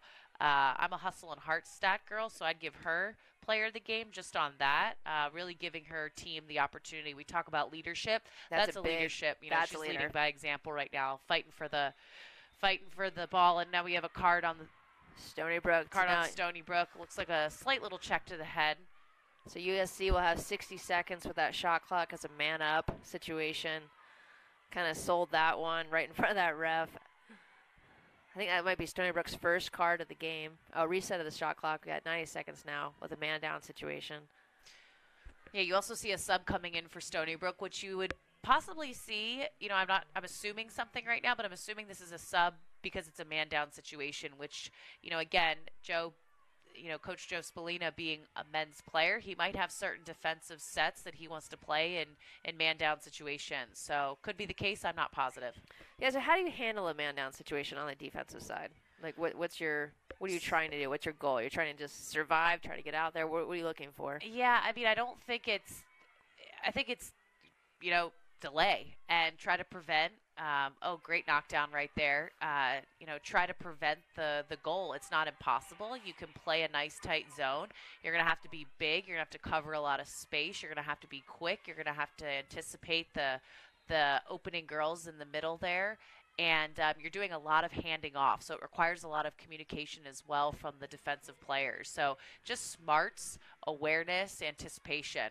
And then on the attack side, what are you trying to do with a man-up situation? What's the strategy there? So quick ball movement, you're going to have an open player somewhere. You want to make sure that those girls in the middle have their sticks up and they're flashing. You've got a lot of handoffs going through the defensive players. And so, if you have a quick re-show or recut, you might catch them in that transition or in a handoff and then a quick feed inside. Unfortunately, those feeds from USC the last couple of times have just been bobbled. So, you just want to be really clean on that feed inside. And then you got to turn and execute. When we've seen fakes on this goalie and put it around her, USC has found some success on goal. So number 16, Kelsey Huff with a free position shot right now. She's got it in her left hand, so we'll see where she ultimately shoots from. Rips it right to the stick. That's an unfortunate shot. Got a little foul there, a little crease violation on USC. Oh. Looked like initially it was going to be a crease violation. Maybe that's on. So what happened there is that the goalie ran back in the crease with the ball. So she was fouled outside of the crease. Or, excuse me, it was a crease violation on USC. And Stony Brook goalie had the ball. However, until that ball is played, she is not allowed to re-enter the crease. It was either that or the fact that she re-entered the crease carrying the ball. I'm not sure which one of the ones it was, but both you are not allowed to do. I believe it was the latter because the ball had been played as it was a loose ball. So she entered the crease. It's an unusual, quirky girls lacrosse rule. So in order for her to re-enter the crease, she actually has to roll the ball in. So you pop it on the back of the net. She can't. Her feet must be outside of the crease. She pops it in and then enters the crease separately. To be honest, I don't really know the rationale behind that one. It could be one of those ones that maybe we can change in the future. Like a little discombobulated right now, trying to figure out what's going on here. I feel like, too, with being a man up, seemed like USC was kind of clogging inside the 8 a little bit. I want to see a little bit more spread offense from them with being a man up, trying to find that open option. You get more sucked into the 8. That helps the defense to look like there's more of them in there. So it looked like they had 3 cutters going on at the same time. So like to see a little cleaner offense here. Are they still a man up? Yes, still a man up. Have a little time clock issue right here and game clock issue. I think with all the different penalties, everyone's trying to figure out what's going on here. So, adding 12 seconds to the game clock. So because it became a change of possession and then there was a referee discussion, that becomes a clock stop so that play, that's not lost play time. So we're just going to go ahead and add that back on, making it, I believe, 22-14 left in 24,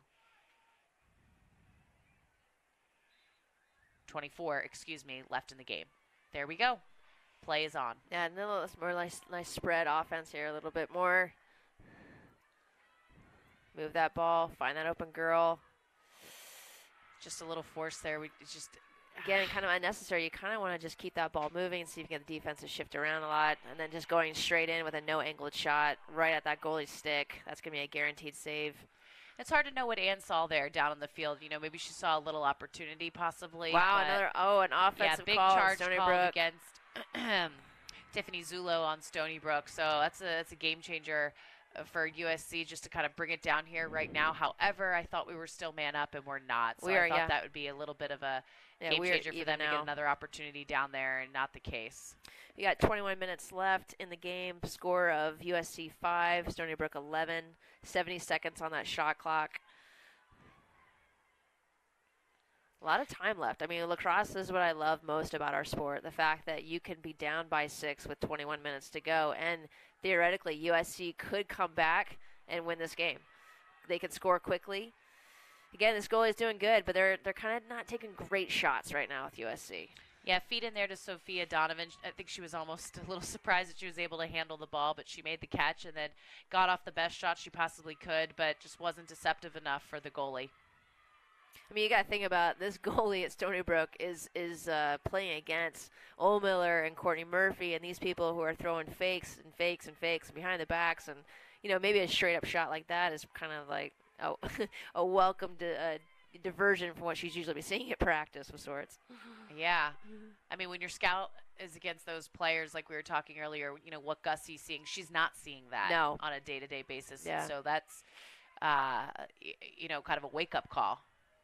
Yeah, that's hard. I mean, and how do you go and scout that? How do you go and, hey, I need to see a couple of behind the backs. Hey, I need to see these, these kind of power shots. Maybe Coach Lindsay Mundy's getting out there with her left hand from Northwestern. A little quick start here. And a rare challenge inside from Stony Brook. 1v1, you don't see that as often, but yeah, definitely doesn't seem like a 1v1 team at all. A lot of ball movement. Looks like USC hasn't changed their defensive idea, though. I don't see them trying to change anything from the defensive side. Maybe you've got the defensive eyes for me, but I don't see a big, let's change what we've been doing on the defensive side. Yeah, I agree. They're holding to their system. I mean, I mean, it has paid off. They've had some good turnovers. The offense, we just haven't been able to capitalize. There's going to be a little bit more pressure behind now. I don't think they can let them sit back and just sharp shoot from behind. Nice little quick inside. Kylie's unable to convert. About 2 feet right of the right post. Yeah, these cutters coming around the crease for Stony Brook are just so dangerous. I mean, it's, you think you got one inside and the other one's coming around the crease. Just so many reactions. Pass and react, pass and react. Great cut right there and a great finish. That's going to be from number 11, Samantha Desalvo. That's going to be her. And great feed behind from Taryn Oldmiller. That's going to be her second goal of the game. It'd be fun. It'd be really fun to play with someone like Oldmiller, who could draw attention, who's got this nice stick, who can get you those feeds. I mean, as a cutter on this attack, it'd be super fun to play with someone like that, who's always got their head on a swivel, always got their eyes open, willing to thread those needles. Maybe with all these turnovers we were talking about, though, willing to take those gambles. At the same time, it'd be kind of fun to play that attack. You're going to make a cut, and there's a good chance you're going to get hit. And if you're on offense where you're making these cuts and never getting hit, that's going to slow your whole attack down. So, again, the idea that Joe Spalina saw O'Miller being that Jordan, seeing that person pass and make the attack more dynamic, I think that's what we're seeing tonight. Definitely, and I think you see leadership in that in itself because, there's a lot of eyes on her right now, on Kylie, and feeling that pressure of, I've got to win the Twarton. Everybody thinks I should. I lost out on it last year. And you don't see that in her play one bit. It doesn't seem like it's preoccupying her. She's concerned with her team and what the team goal is. Yeah, she strikes me as the one that wants the national championship before she wants the big award. She wants to be playing that final game at their home field in Stony Brook, wants a redemption on that side versus an award. Definitely. Maeve McMahon with that draw control there for the Trojans. Yeah, so now we got a difference of 6-12 on the draw control. USC's got that locked down. So again, thought that was going to be a factor. It is. We got a 7-goal deficit between USC difference between USC and Stony Brook right now. 18:30 left on the clock. Again, if you don't watch a lot of women's lacrosse, don't count out USC. All right, so Stony Brook giving a little bit of pressure behind there to make it a little more difficult for those feeders. So they pop the ball up to the outside far elbow, and then a nice little feed inside there to the lefty there, Kelsey Huff. Great finish from her. Yeah, like I was saying, 18 minutes left, down by 6. You can literally score goals in a matter of seconds. Come off that draw, come down, score, clock stops. Come down, score, clock stops. There could be a lot of quick things going on. So, this game is not over. Not over by at all. Score right now, 12 Stony Brook, 6 USC. I'm watching one of my players from Foothill I used to coach at. Hannah Upshaw is the backup goalie to Gussie, number 26 on that sideline. It's kind of a new thing for me in college. They've kind of adopted the celebration after goals, and she seems to be leading the charge over there. USC is very active on that sideline right now, very much cheering on this team to get their act together and get going. Yeah. They've got, I believe, a celebration dance for every single player, so I'm sure that takes some coordination. Another great draw control for Jackie Gilbert. That is her 9th draw control of the game. I have to take a look at the USC game records and take a look and see if she's getting close to breaking that draws in a game record. So USC now down by 6, as you were mentioning, moving the ball, plenty of time, hitting the inside. Again, player takes the shot. Good decision there to pull that back out, take care of that possession. Good save from Tesseroro, playing great tonight. Not afraid to step up, saw that shot coming in. Oh, she sneaks that one in right above her. So that comes in from Maeve McMahon, a little 1-2-3 step, and kind of pulled her stick high, got Anna to maybe pull and hitch a little bit, and then she put it low. Yeah, what a great transfer for USC from Harvard again. Number 33. Yep, 33 yeah, Maeve coming in from Harvard. So we've scored now Stony Brook 12, USC 7. Yeah, USC's waking up a little bit left. here. I wouldn't be surprised to maybe see a timeout soon from Stony Brook. I do feel like a little momentum shift here a little bit from USC. 17:30 left, 7-5. That draw control has been the game changer right now. USC has got the last couple of draw controls. We're still at a 6-13 difference with USC. Definitely kept them in the game for sure. And what you also see from USC, I feel like halftime gave them, just a pause to really just calm the girls down and say, listen, we've got 4 cards. This is what this means for us, and this is what needs to change. And I've seen a much cleaner game. I haven't seen the cross checks in the transition. I've seen, fight to get in front and get body position as opposed to just unnecessarily physical play. I agree. Yeah, we haven't seen a card in a long time out of USC, which tells us they're tightening up, they're getting a little bit smarter out there, cleaner out there. All right, back to the draw here. Let's see if Jackie can come up with her 10th.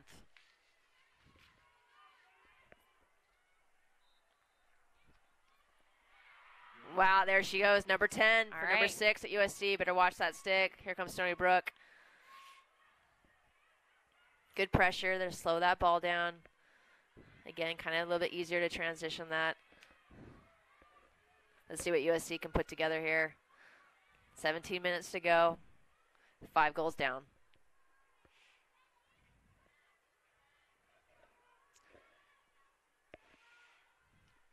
Still looking for that inside pass on USC. Oh, a little bobble there. Drop ball. Pick up. Unfortunate. Stony Brook now with the ball transitioning upfield. Still in the scoring area. So that's why that ball ends up being a stop ball instead of a quick start. USC looking to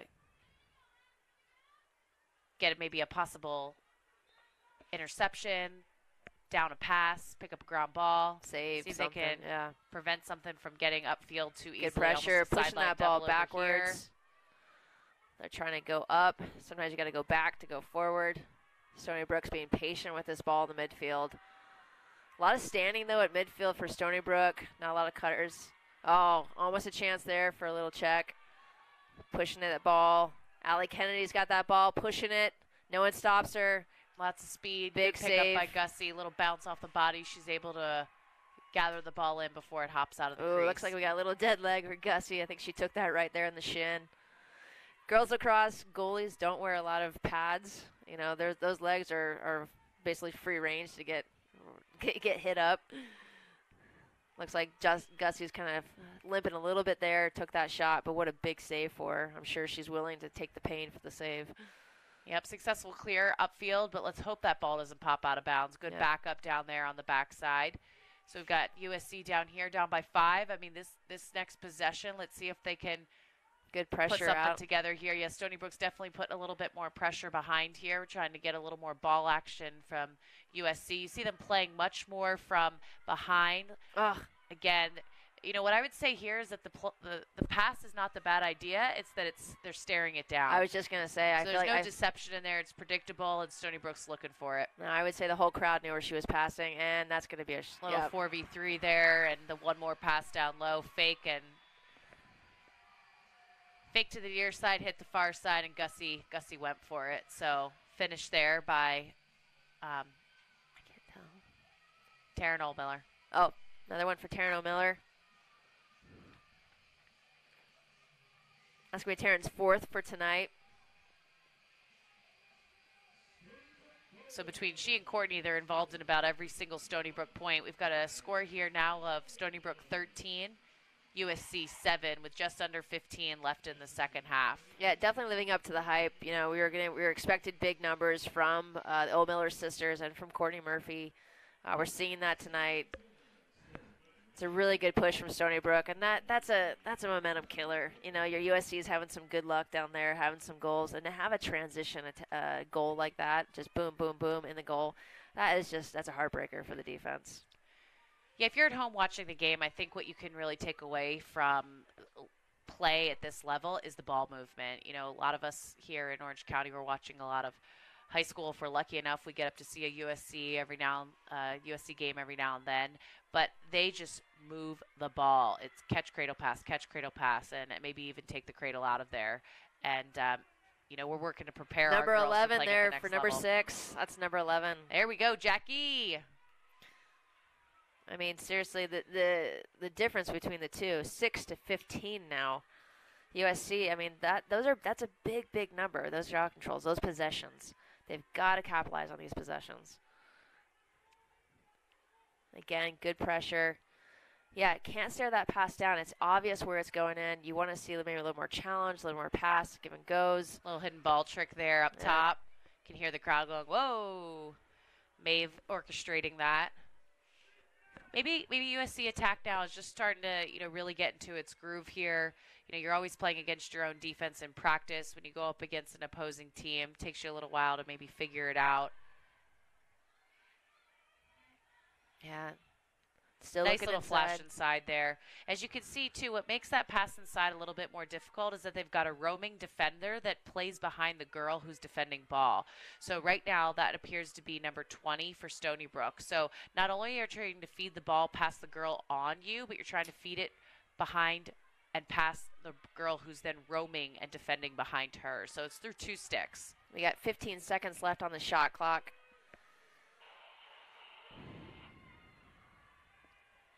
Yeah, and as a defensive team, you love the idea of just being able to challenge a team for the full 90 and really give them a hard time. So quick clear out to Desalvo. Oh, quick great little pass here. We've got a Kennedy 4v, pushing 5v3 again. coming downfield. Got to slow this down. A little behind the back. Terran's not able to rein it in. USC breaks it up. Gussie comes in. Great ground ball by Gussie. She's got to find a quick option. She's in a 1v3 right now. Yep. Little push on Stony Brook. She needs some help from her defense right now. Yeah, big time. For that clear. Got 13 minutes left in the game.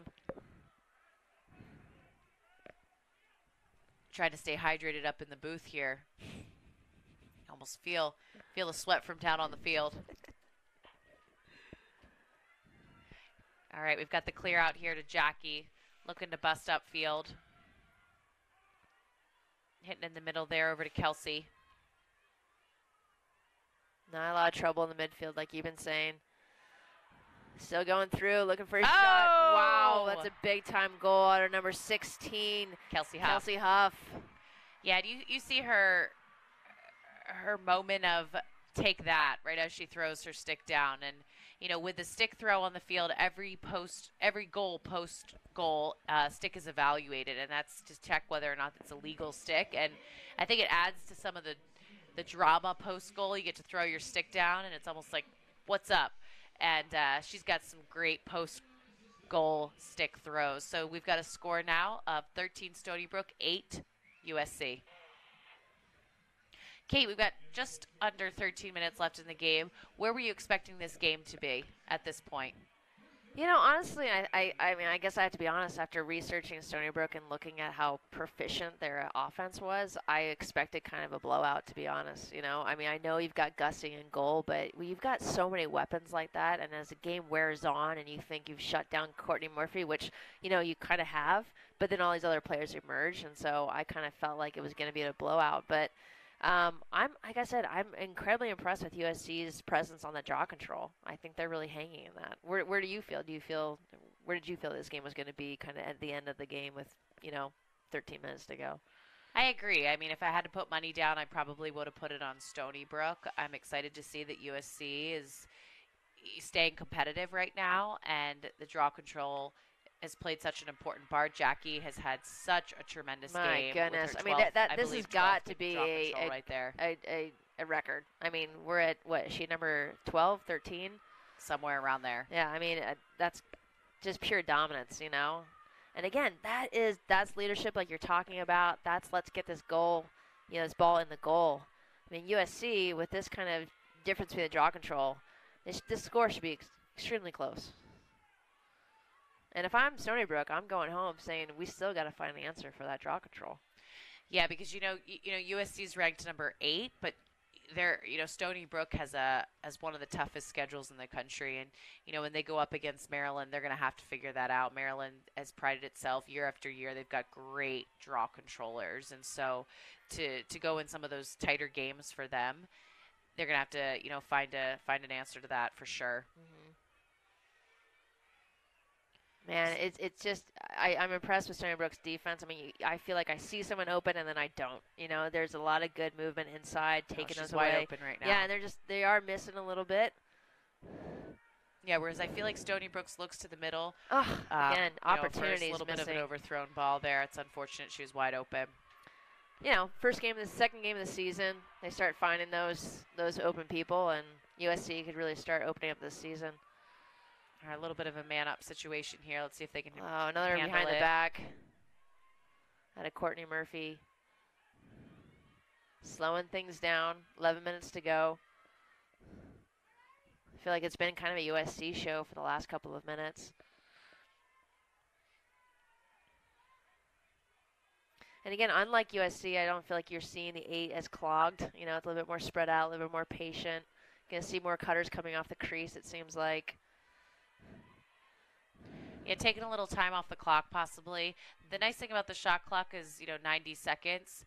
It's fast enough so that you have a moving attack, but it's not so fast that you can't take your time. And so,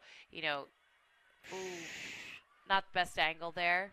Gussie Johns with a great ground ball coming out hard. Let's see. Yeah, good double from USC to force her to take that shot. Up the middle, we've got the far side open. Sophia Donovan moving the ball upfield right now for USC. Better watch that stick. There we go. No shooting space call on that, but she gets a look inside. Oh, another post. That's going to be the second post for USC. Scrum there. Comes up with that. Hold check. We're going to have USC ball here. Hold stick. Is that going to be an 8-meter? That'd be an 8-meter. Side hash just went over from the top hash for an 8-meter.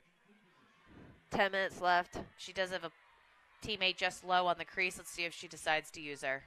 Oh, never mind. We've got a defender now playing her, so no longer open. That's the other thing with movement on the whistle. You can now have defenders that rotate down and mark up open players. So fake. Oh, what a great shot. Great job. Number 33, man, transfer again. Maeve puts it fake low, fake, puts it high, moves Anna and gets the goal there. Great finish for USC. And maybe this is the leadership. Maybe, just because you're a transfer, she is a senior, so she's going to have had all this experience at Harvard, being older, clearly showing up today, for USC. This could be exciting to watch her this year kind of emerge for USC. Definitely. You hate that you see her for a year and then she's gone, but clearly USC is unconcerned with that fact right now. They'll, get whatever they can out of Maeve this season. We've got a score: Stony Brook 13, USC 9. Just under 10 left in the second half. A great shot. I mean, so much control in that shot. So much faking, getting Anna to kind of bite low and then go high. Just a really, really pretty shot off the 8-meter, which, again, if you've never been on an 8-meter, it's like, when the whistle blows, you're really only seeing sticks. Everyone's able to run in on you, and to have that composure to make that shot is pretty impressive. Yeah, much different than a sport like basketball where you're taking a foul shot. It's called a free position shot, but I would say it's anything but free. It's a free for all, but a battle there and not necessarily a given goal. No, absolutely not. I mean, there's a little bit more higher percentage, which you would see if you can see little marks along the smaller fan, the 8-meter. Some are going to be a little more higher percentage shots from that, the top hash and the ones over. And there's a little bit of hanging ones, a little less higher percentage for shooting. But no, not a given on any of those. Stony Brook back in possession. Oh, a little behind the back inside there. Unable to possess that ball. They'll push from behind. Push from behind there on the cutter. That's going to be a free position shot for Courtney Murphy. And again, Courtney Murphy's been a little bit quiet in the second half. This could be kind of beginning to wake her up a little bit. With that knee brace on that knee, that push behind, it's got to be a little scary. Decides not to take that free position shot. Again, depending on the hash marks that you're on, sometimes it's a better idea to just keep the possession than try to go in for a low angle shot. Probably that decision was what Courtney was going for. So almost at the beginning of every Stony Brook possession, you see them kind of getting the ball around the horn. It's like everybody get a touch, everybody get a feel. Let's see what our option is, and then let's attack. Yeah, they're doing a really good job. I don't really see this from USC so much as getting that ball all the way around and getting touches. And again, getting everybody on the same page, getting everybody involved, right? It does seem like they're kind of then let's get going, let's get started. Oh, a rare miss here. Oh, I felt that she was detained. Yep, USC ball. Got 8 Great minutes. fight there. That's Lydia Sutton, All-American defender there, coming up big for her team. Got 8 minutes and 30 seconds. USC 9, Stony Brook 13. Get a goal here, and we're talking about getting a really good game going on. Definitely. We're going to start being smart here with USC. Good release there. Throwing a little sidearm in to get the ball in and around the defender's stick. So now USC bringing it down onto attack. And I would try to, kind of drive it in there, try to get on that 8 meter. They've had success on that 8 meter. Obviously not play for the foul, but, be aggressive. Yeah, I really give props to the Stony Brook defense in there, rotating like you said. You think they're open for a second, but then someone's marking them. And what you see there from USC, 2 cutters at the same time, which makes it almost easier for a zone when you've got 1 defender then able to mark 2 people simultaneously. Oh.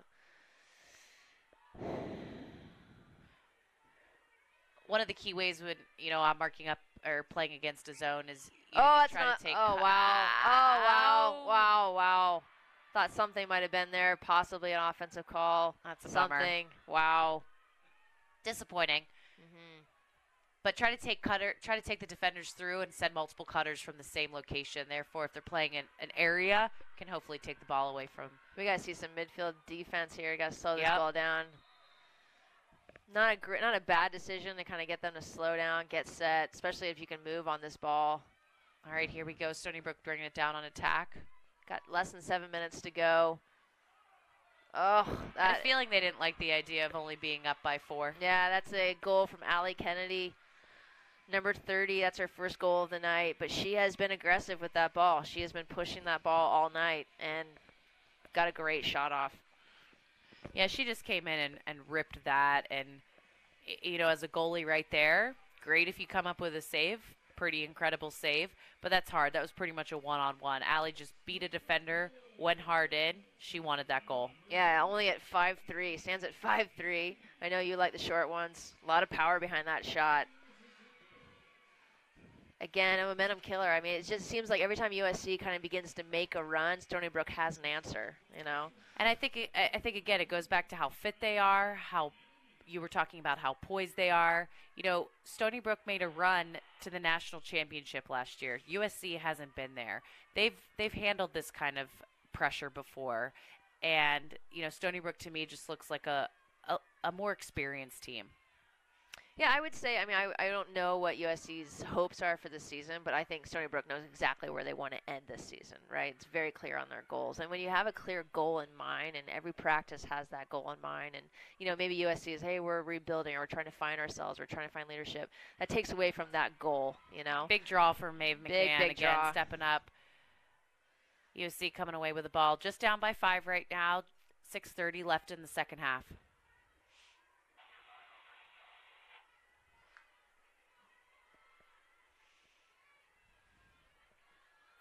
Moving around the ball right now.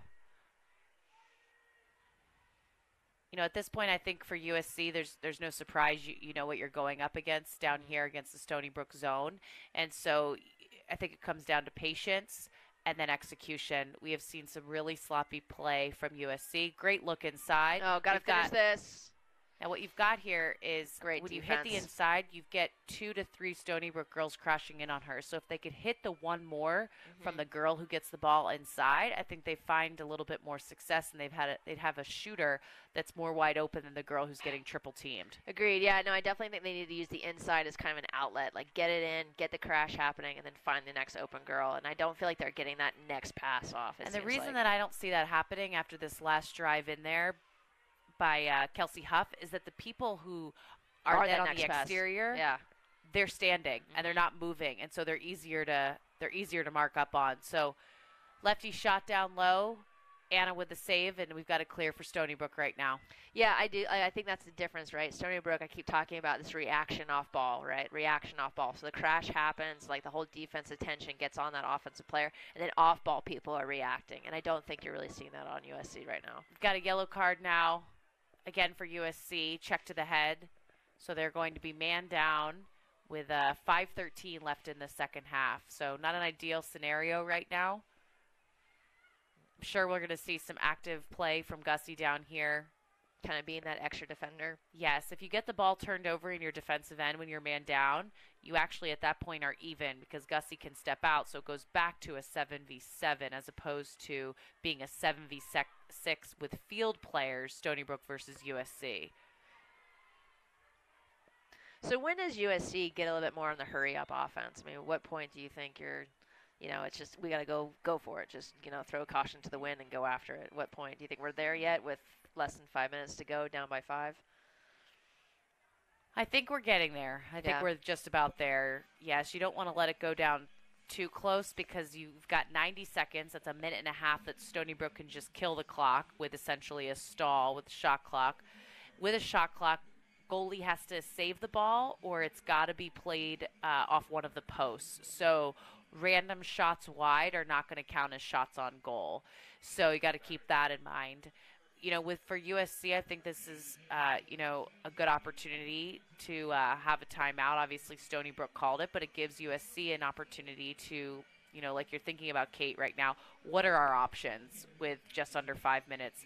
They might be going into their hurry-up defense right now. Although they're in a man down, you could maybe put a little bit of heavy pressure, and a goal isn't necessarily the worst-case scenario. No. You kind of want to get back to the draw control. You get back to the draw control, yeah. You're crushing the draw control right now. That can be a possession. Yeah, that's true. And then head down to the other end of the field. Obviously not ideal to play offense 6v7. But you don't want to let Stony Brook take, a nice chunk of time off right now. So I wouldn't be surprised if USC steps out right now and is a little bit take some chances. Take some chances. Yes. Yeah.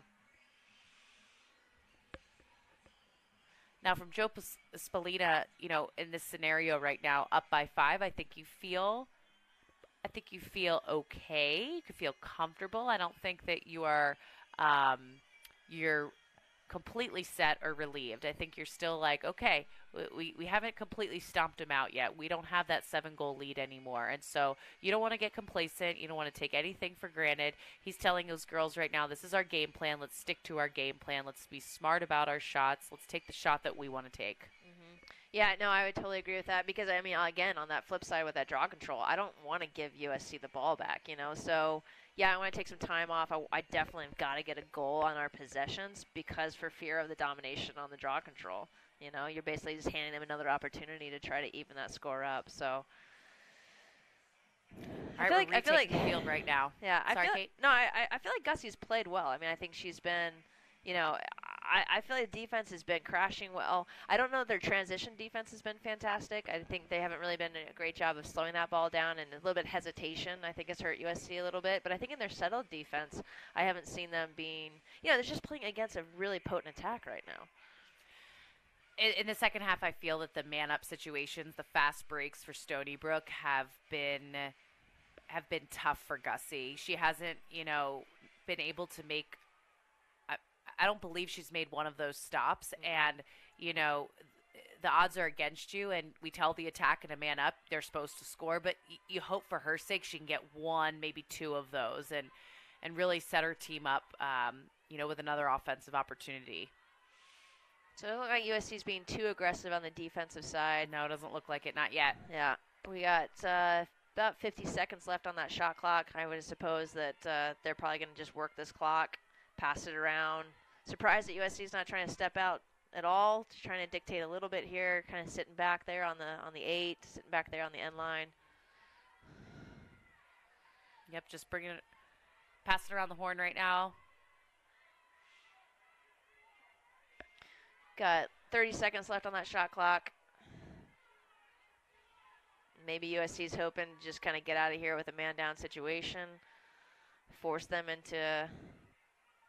Here we go. Looks like the offense is going to start here. Yep, little hidden ball trick there from Kylie to her teammate. Tried to fake a pass. Big turnover. Make it look like it was on the opposite side of the crease, and it wasn't. She hit it up high, a little drop on the inside, and Gussie's got the ground ball. Yeah, we got to get going here. We got less than 4 minutes to go, down by 5. Man down, obviously, so you want to get even to get your attack going, but at the same time is not your friend. You got to get this ball going. Ball up to Lydia Sutton there. Moves it over to Jackie. Moves it over to Kelsey, and we're down on attack with the Trojans. So talk about that hurry-up offense. I think we're looking to go now. And Stony Brook knows that, and they're ready to crash in hard. And again, I just don't see, maybe it's that transfer from Harvard, but who is out there right now with USC just, wanting that ball to get that ball in the goal, and USC's got to find that individual. Games like this, someone's got to take over. Yeah, Maeve is actually on the far side over there, so keep your eyes on number 33. Yeah, inside in the middle right now, looking to kind of try to see if they can get the ball into her. There's Kelsey Huff with the ball right now. Got 2 people inside right now. We've had a lot of shots from this near side low angle, have not been successful. Trying to split that defense. Oh, big foul. Nothing. Oh. Should be a dangerous shot. shot. Be a dangerous shot there, yeah. So taking a rip there into a player. You saw the ball just dropped immediately because she hit someone. So we're going to have a easy call right there with a dangerous shot, which is really unfortunate for USC. 2:34 left in the game. So for the next 2 minutes, down to just 34 seconds left in the game, they'll be playing man down. So that's also been a deal breaker here for this game here, the Cards for USC. I believe that's their 6th of the game. Possibly 7th, and that's a deal breaker. 14 minutes. Yeah, that's huge. A quarter of the game you're playing man down. And I appreciate what Kelsey Huff was trying to do with the attack side, trying to drive it in. But again, she should be driving in. 3 or 4 defenders are on top of her. You should pull that out immediately and start dumping. And you just saw just kind of more of a forced opportunity. So USC, I think that's something to kind of go back home and say, okay, let's watch the game film. Let's see what was going on with our attack, and let's see what's going on off ball a little bit. Yeah, and I think that's the problem. There's not so much going on off ball possibly. Kelsey just needs to take a turn, step, boom, and hopefully see someone showing, demanding. I think that's what you're talking about, Kate. You're referencing who's demanding, who wants it, who's, thriving in this situation of, I want the ball on my stick. Give it to me. And I think you're seeing right now the shoes that need to be filled by the graduation of Michaela Michael, and that takes time. Yeah, and again, they have such a great schedule ahead of them. I mean, they're going to have to find an answer for that, and someone eventually is going to step up. Someone's eventually going to say, okay, I want to be that person, because USC, it does not have an easy road ahead of them. 12 seconds left on the shot clock there. That shot did not hit the goal. That's why it was not reset. Kylie with the ball right now, driving, challenging. That ball also did not hit, so we're down to 2-1. That's our first expiration of the shot clock, so that's going to be a change of the USC. We got less than a minute to go. Stony Brook up by 5 right now, 14-9. Ball up to Lydia Sutton. See if USC can at least finish with putting something on the card clock. There. A lot of cards called in this game. Lots of collegiately, you expect a physical game. This has been, I think, a little bit more than I would have expected. It could be early in the season. Players are figuring out, okay, what's gonna fly, what's not gonna fly. You've also got the excitement of it being a big game, early season nerves. Girls being a little undisciplined. So I'm sure that those will be some adjustments that coaches make throughout, the next few days before the coming game. Yeah, here we go. We got McMahon again trying to make something happen, come around that crease. I like that feed, actually. I know it's a little bit forced, but I like that feed a little bit better than the ones from the top they've been doing all night. I like a little bit pass off the ball. Great battle there by Kelsey Huff. She picks up right off the ground ball. They might go down, but they're not going to go down without a fight. Quick look inside. Now that's what we're talking about, guys. That's quick the look. Turn and shot. That's the look. Goal inside there by Sophia Donovan, number 99. Great finish. And you see there, quick feed inside. She steps around, turns, rips it. It was different, though. It wasn't a standing feed inside. It was off ball. It was moving, right? And coming that pass. And just a little bit more dynamic, not staring that down. And I think, again, if USC can find that rhythm, they'd be super successful in attack. And I think what you're going to see taking away from this is that, Stony Brook is a powerhouse team. Don't get me wrong. But, any team on any given day is beatable. And so, what you see from USC right now is that, they're starting to figure it out. They just didn't figure it out soon enough. And for Stony Brook, too, this being their first game, they're going to go back to the drawing board. They've got a big schedule ahead of themselves. They want to make a run to a national championship. Okay, what do we do well? What do we need to fix? Yeah, but there's some really great things, some really great foundation, I think, for Stony Brook. I think Stony Brook should walk away from this game feeling like things are good. I just think the draw control is going to be an answer. Good there. We got 5 seconds. 3, 2, 1. All right, and we have over. Game here. Final score, Stony Brook 14, USC 9. Or is it 10? 10. Sorry. Excuse me. Final score 10. We're having a little bit of a scoreboard snafu right issue. here. They're showing a 0, and I knew that was wrong. So, Kate, big game here, obviously very exciting. Comes down to a 4-game differential. You thought it was going to be a blowout. I would have put my money on Stony Brook. What are your 2 takeaways from this? Our 2 takeaways is I think that USC, which I love if I'm a coach, is that we've got a few things that we can work on to get better. You know what I mean? It wasn't like we played a perfect game and we still didn't win. I think there's some things, really concrete things we can go home and work on. And as a coach, I'm excited for that. That gives me a game plan for the next week, right? For Stony Brook, it's so fun to see Courtney Murphy back on. Coming from that ACL, have I think it was a 4-goal game, 5-goal win. That was exciting to me if I'm Stony Brook to think that one of our offensive weapons are back. Well, for all of you watching at home, thank you for tuning in to the Orange County Lacrosse Showcase, this year's top 10 showdown between the Trojans and the Stony Brook Seawolves. We look forward to watching these 2 teams as the season progresses and, on their run to a national championship. So good luck to both teams, and we'll give a little shout out. Home field, go Trojans. Good luck in your next game. Absolutely, and please stay tuned for us. We hope this will be a yearly thing for the OC Lacrosse Showcase, hoping that we can continue to showcase amazing games like this at the Division I level, spreading the game of lacrosse. So again, yes, thank you for joining us tonight.